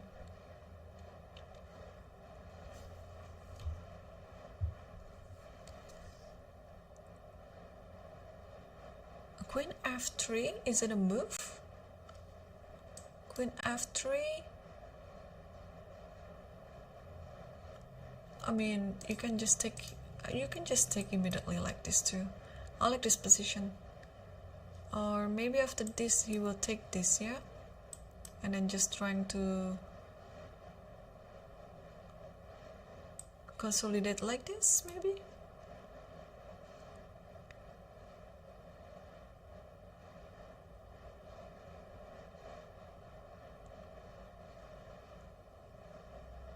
Yeah, so...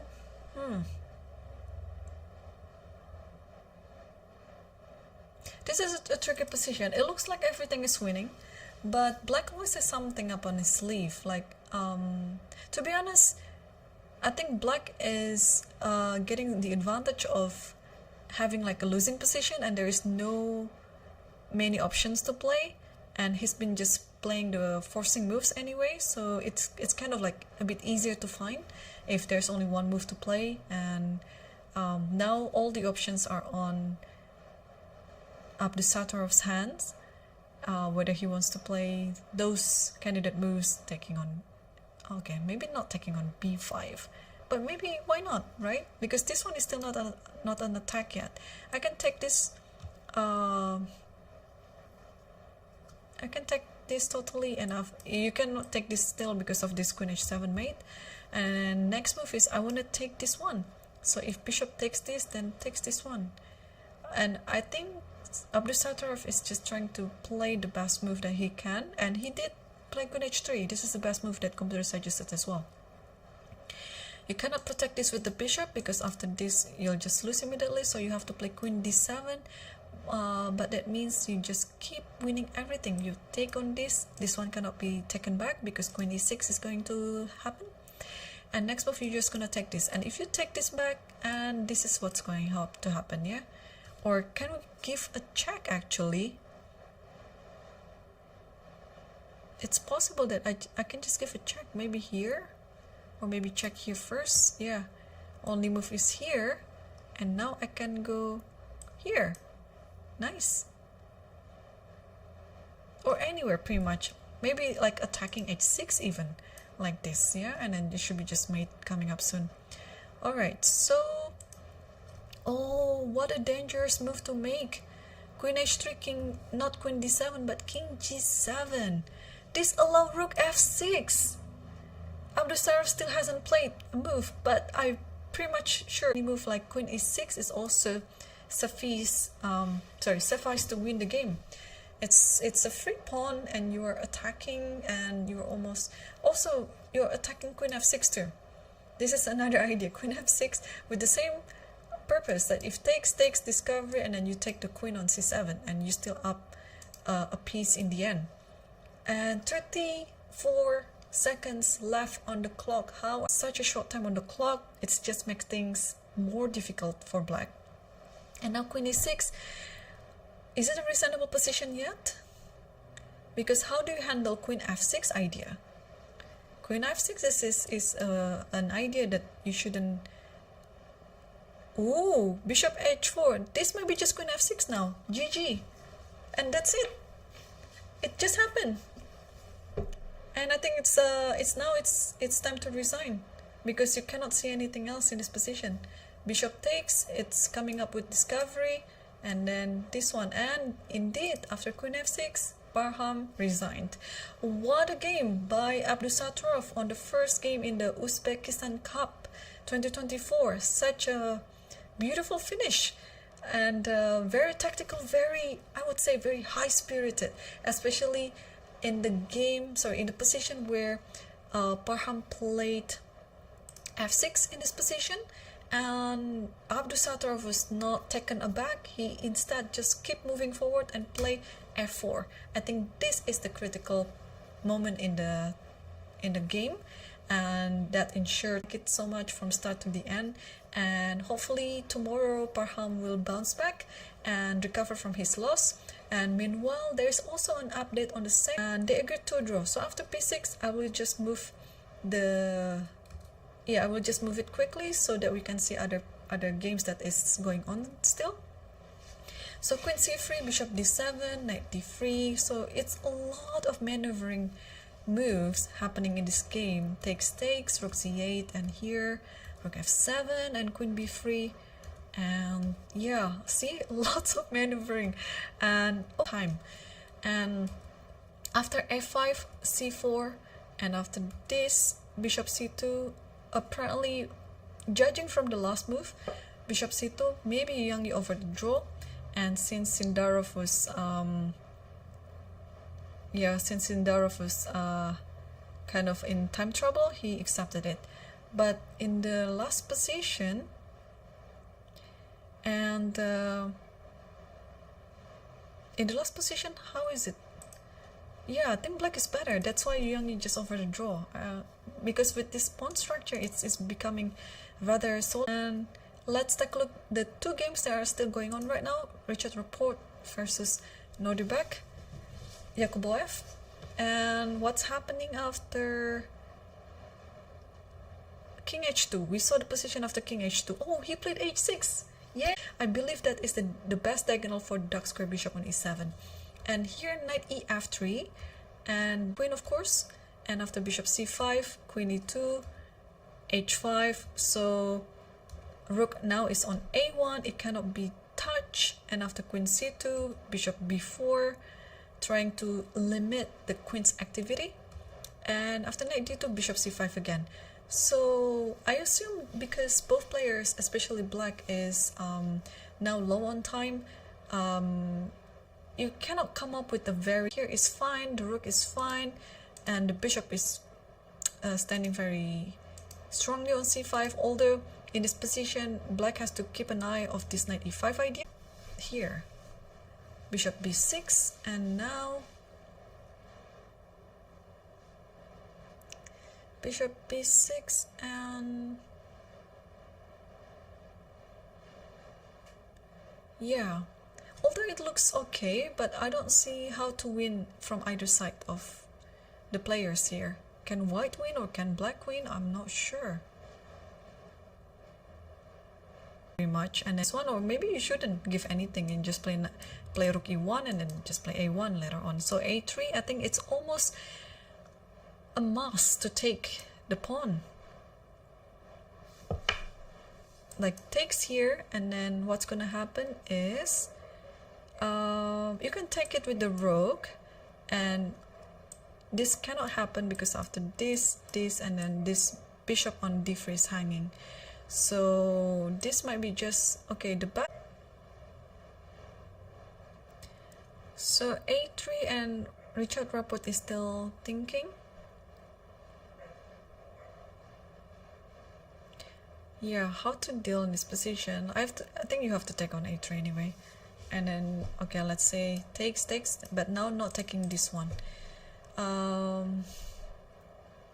Oh, I'm starting to liking black's position even better. Because once everything is protected, black can just try slowly to get any pawns, e4 pawns maybe, f2 pawns maybe. And yeah, so Rapport already took on a3, and Yakubboev already took again on a3 with the rook, just like what we predicted.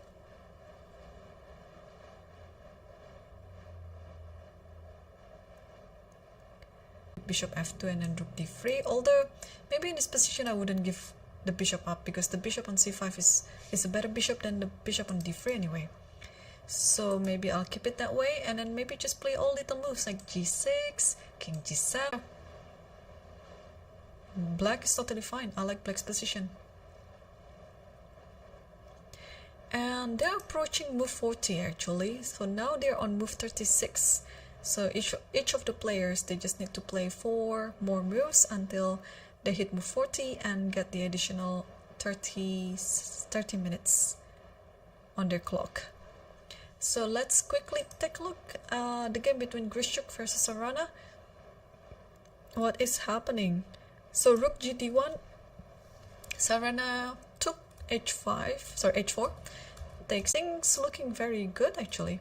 Knight e6, attacking this, and maybe also attacking knight c7 for this fork, and bishop c4, allowing this actually allows this, but somehow it didn't happen. Simplify, trying to simplify the position again by trading it, and bishop b6, knight goes back to e6, takes, and after queen c4, check here. Are we going to see a... Oh my gosh, we might be seeing another draw in this position. Like, how are you doing with this queen? Sorry, queen h1 and then back to g2. I'm not sure. Okay, let's say, and also hang on, in this position, can I just play bishop a3? The king goes where? If here, avoidable. So what's gonna happen then? Alright, bishop a3. Oh, Sarana did it. Sarana just did it. He played bishop a3. Okay, so let's calculate this, because this is going to be quite critical. Queen b2 is the threat. So we have to make a perpetual around the king. Because after this check, and the king can just safely being put on. You have to take on e6, and now after king here, check, king h7, check, and then king here. Unless I'm missing something.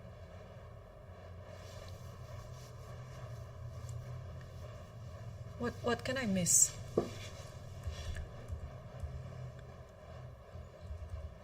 Okay, let's do one more time. Queen e6. So, oh, not... Okay, I think it's equally good, yeah? It's equally good. Okay, king h7. Is Sarana going to win this one? How to stop this mate?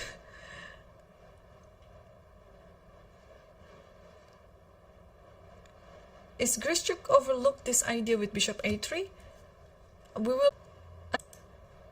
Yeah, this is just winning. Okay, I was just trying to validate my analysis with the computer. Yeah, bishop a3. Nice, very nice move.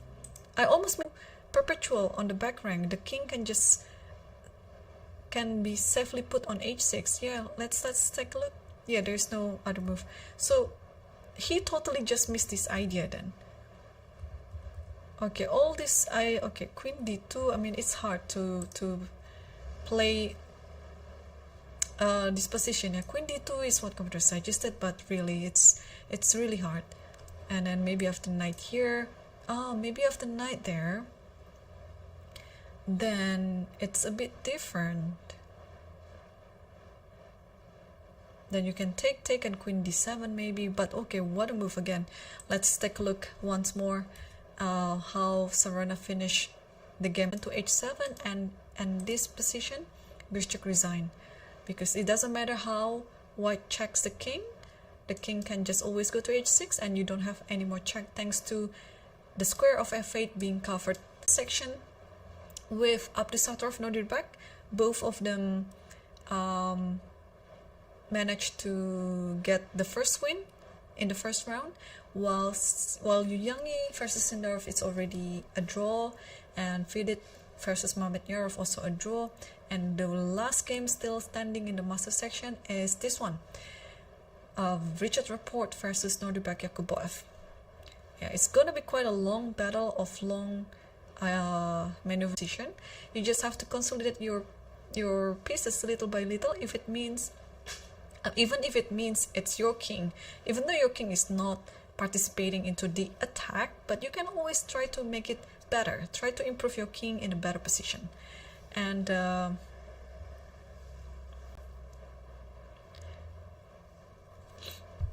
so after g6 he played knight g5, and Yakubboev offered trade by playing knight h, adding more time to his clock, because they're approaching move 40.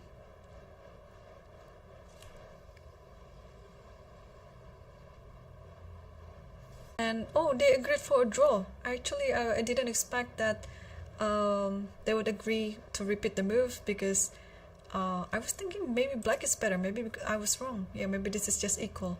I think the key to this position is you shouldn't do anything that's committal, because once you open up the king, it's going to be quite a weakness for your position, and vice versa. It goes for both ways. So a draw is a fair result. So tomorrow we will see the second round, and yeah, two players, because this is a round robin event, so the pairings are already set from the start to finish. And well, I think it's a wrap up for today's commentary. We have 2 wins, we have 2 decisive results in the master section, and then 3 draws, very interesting draws.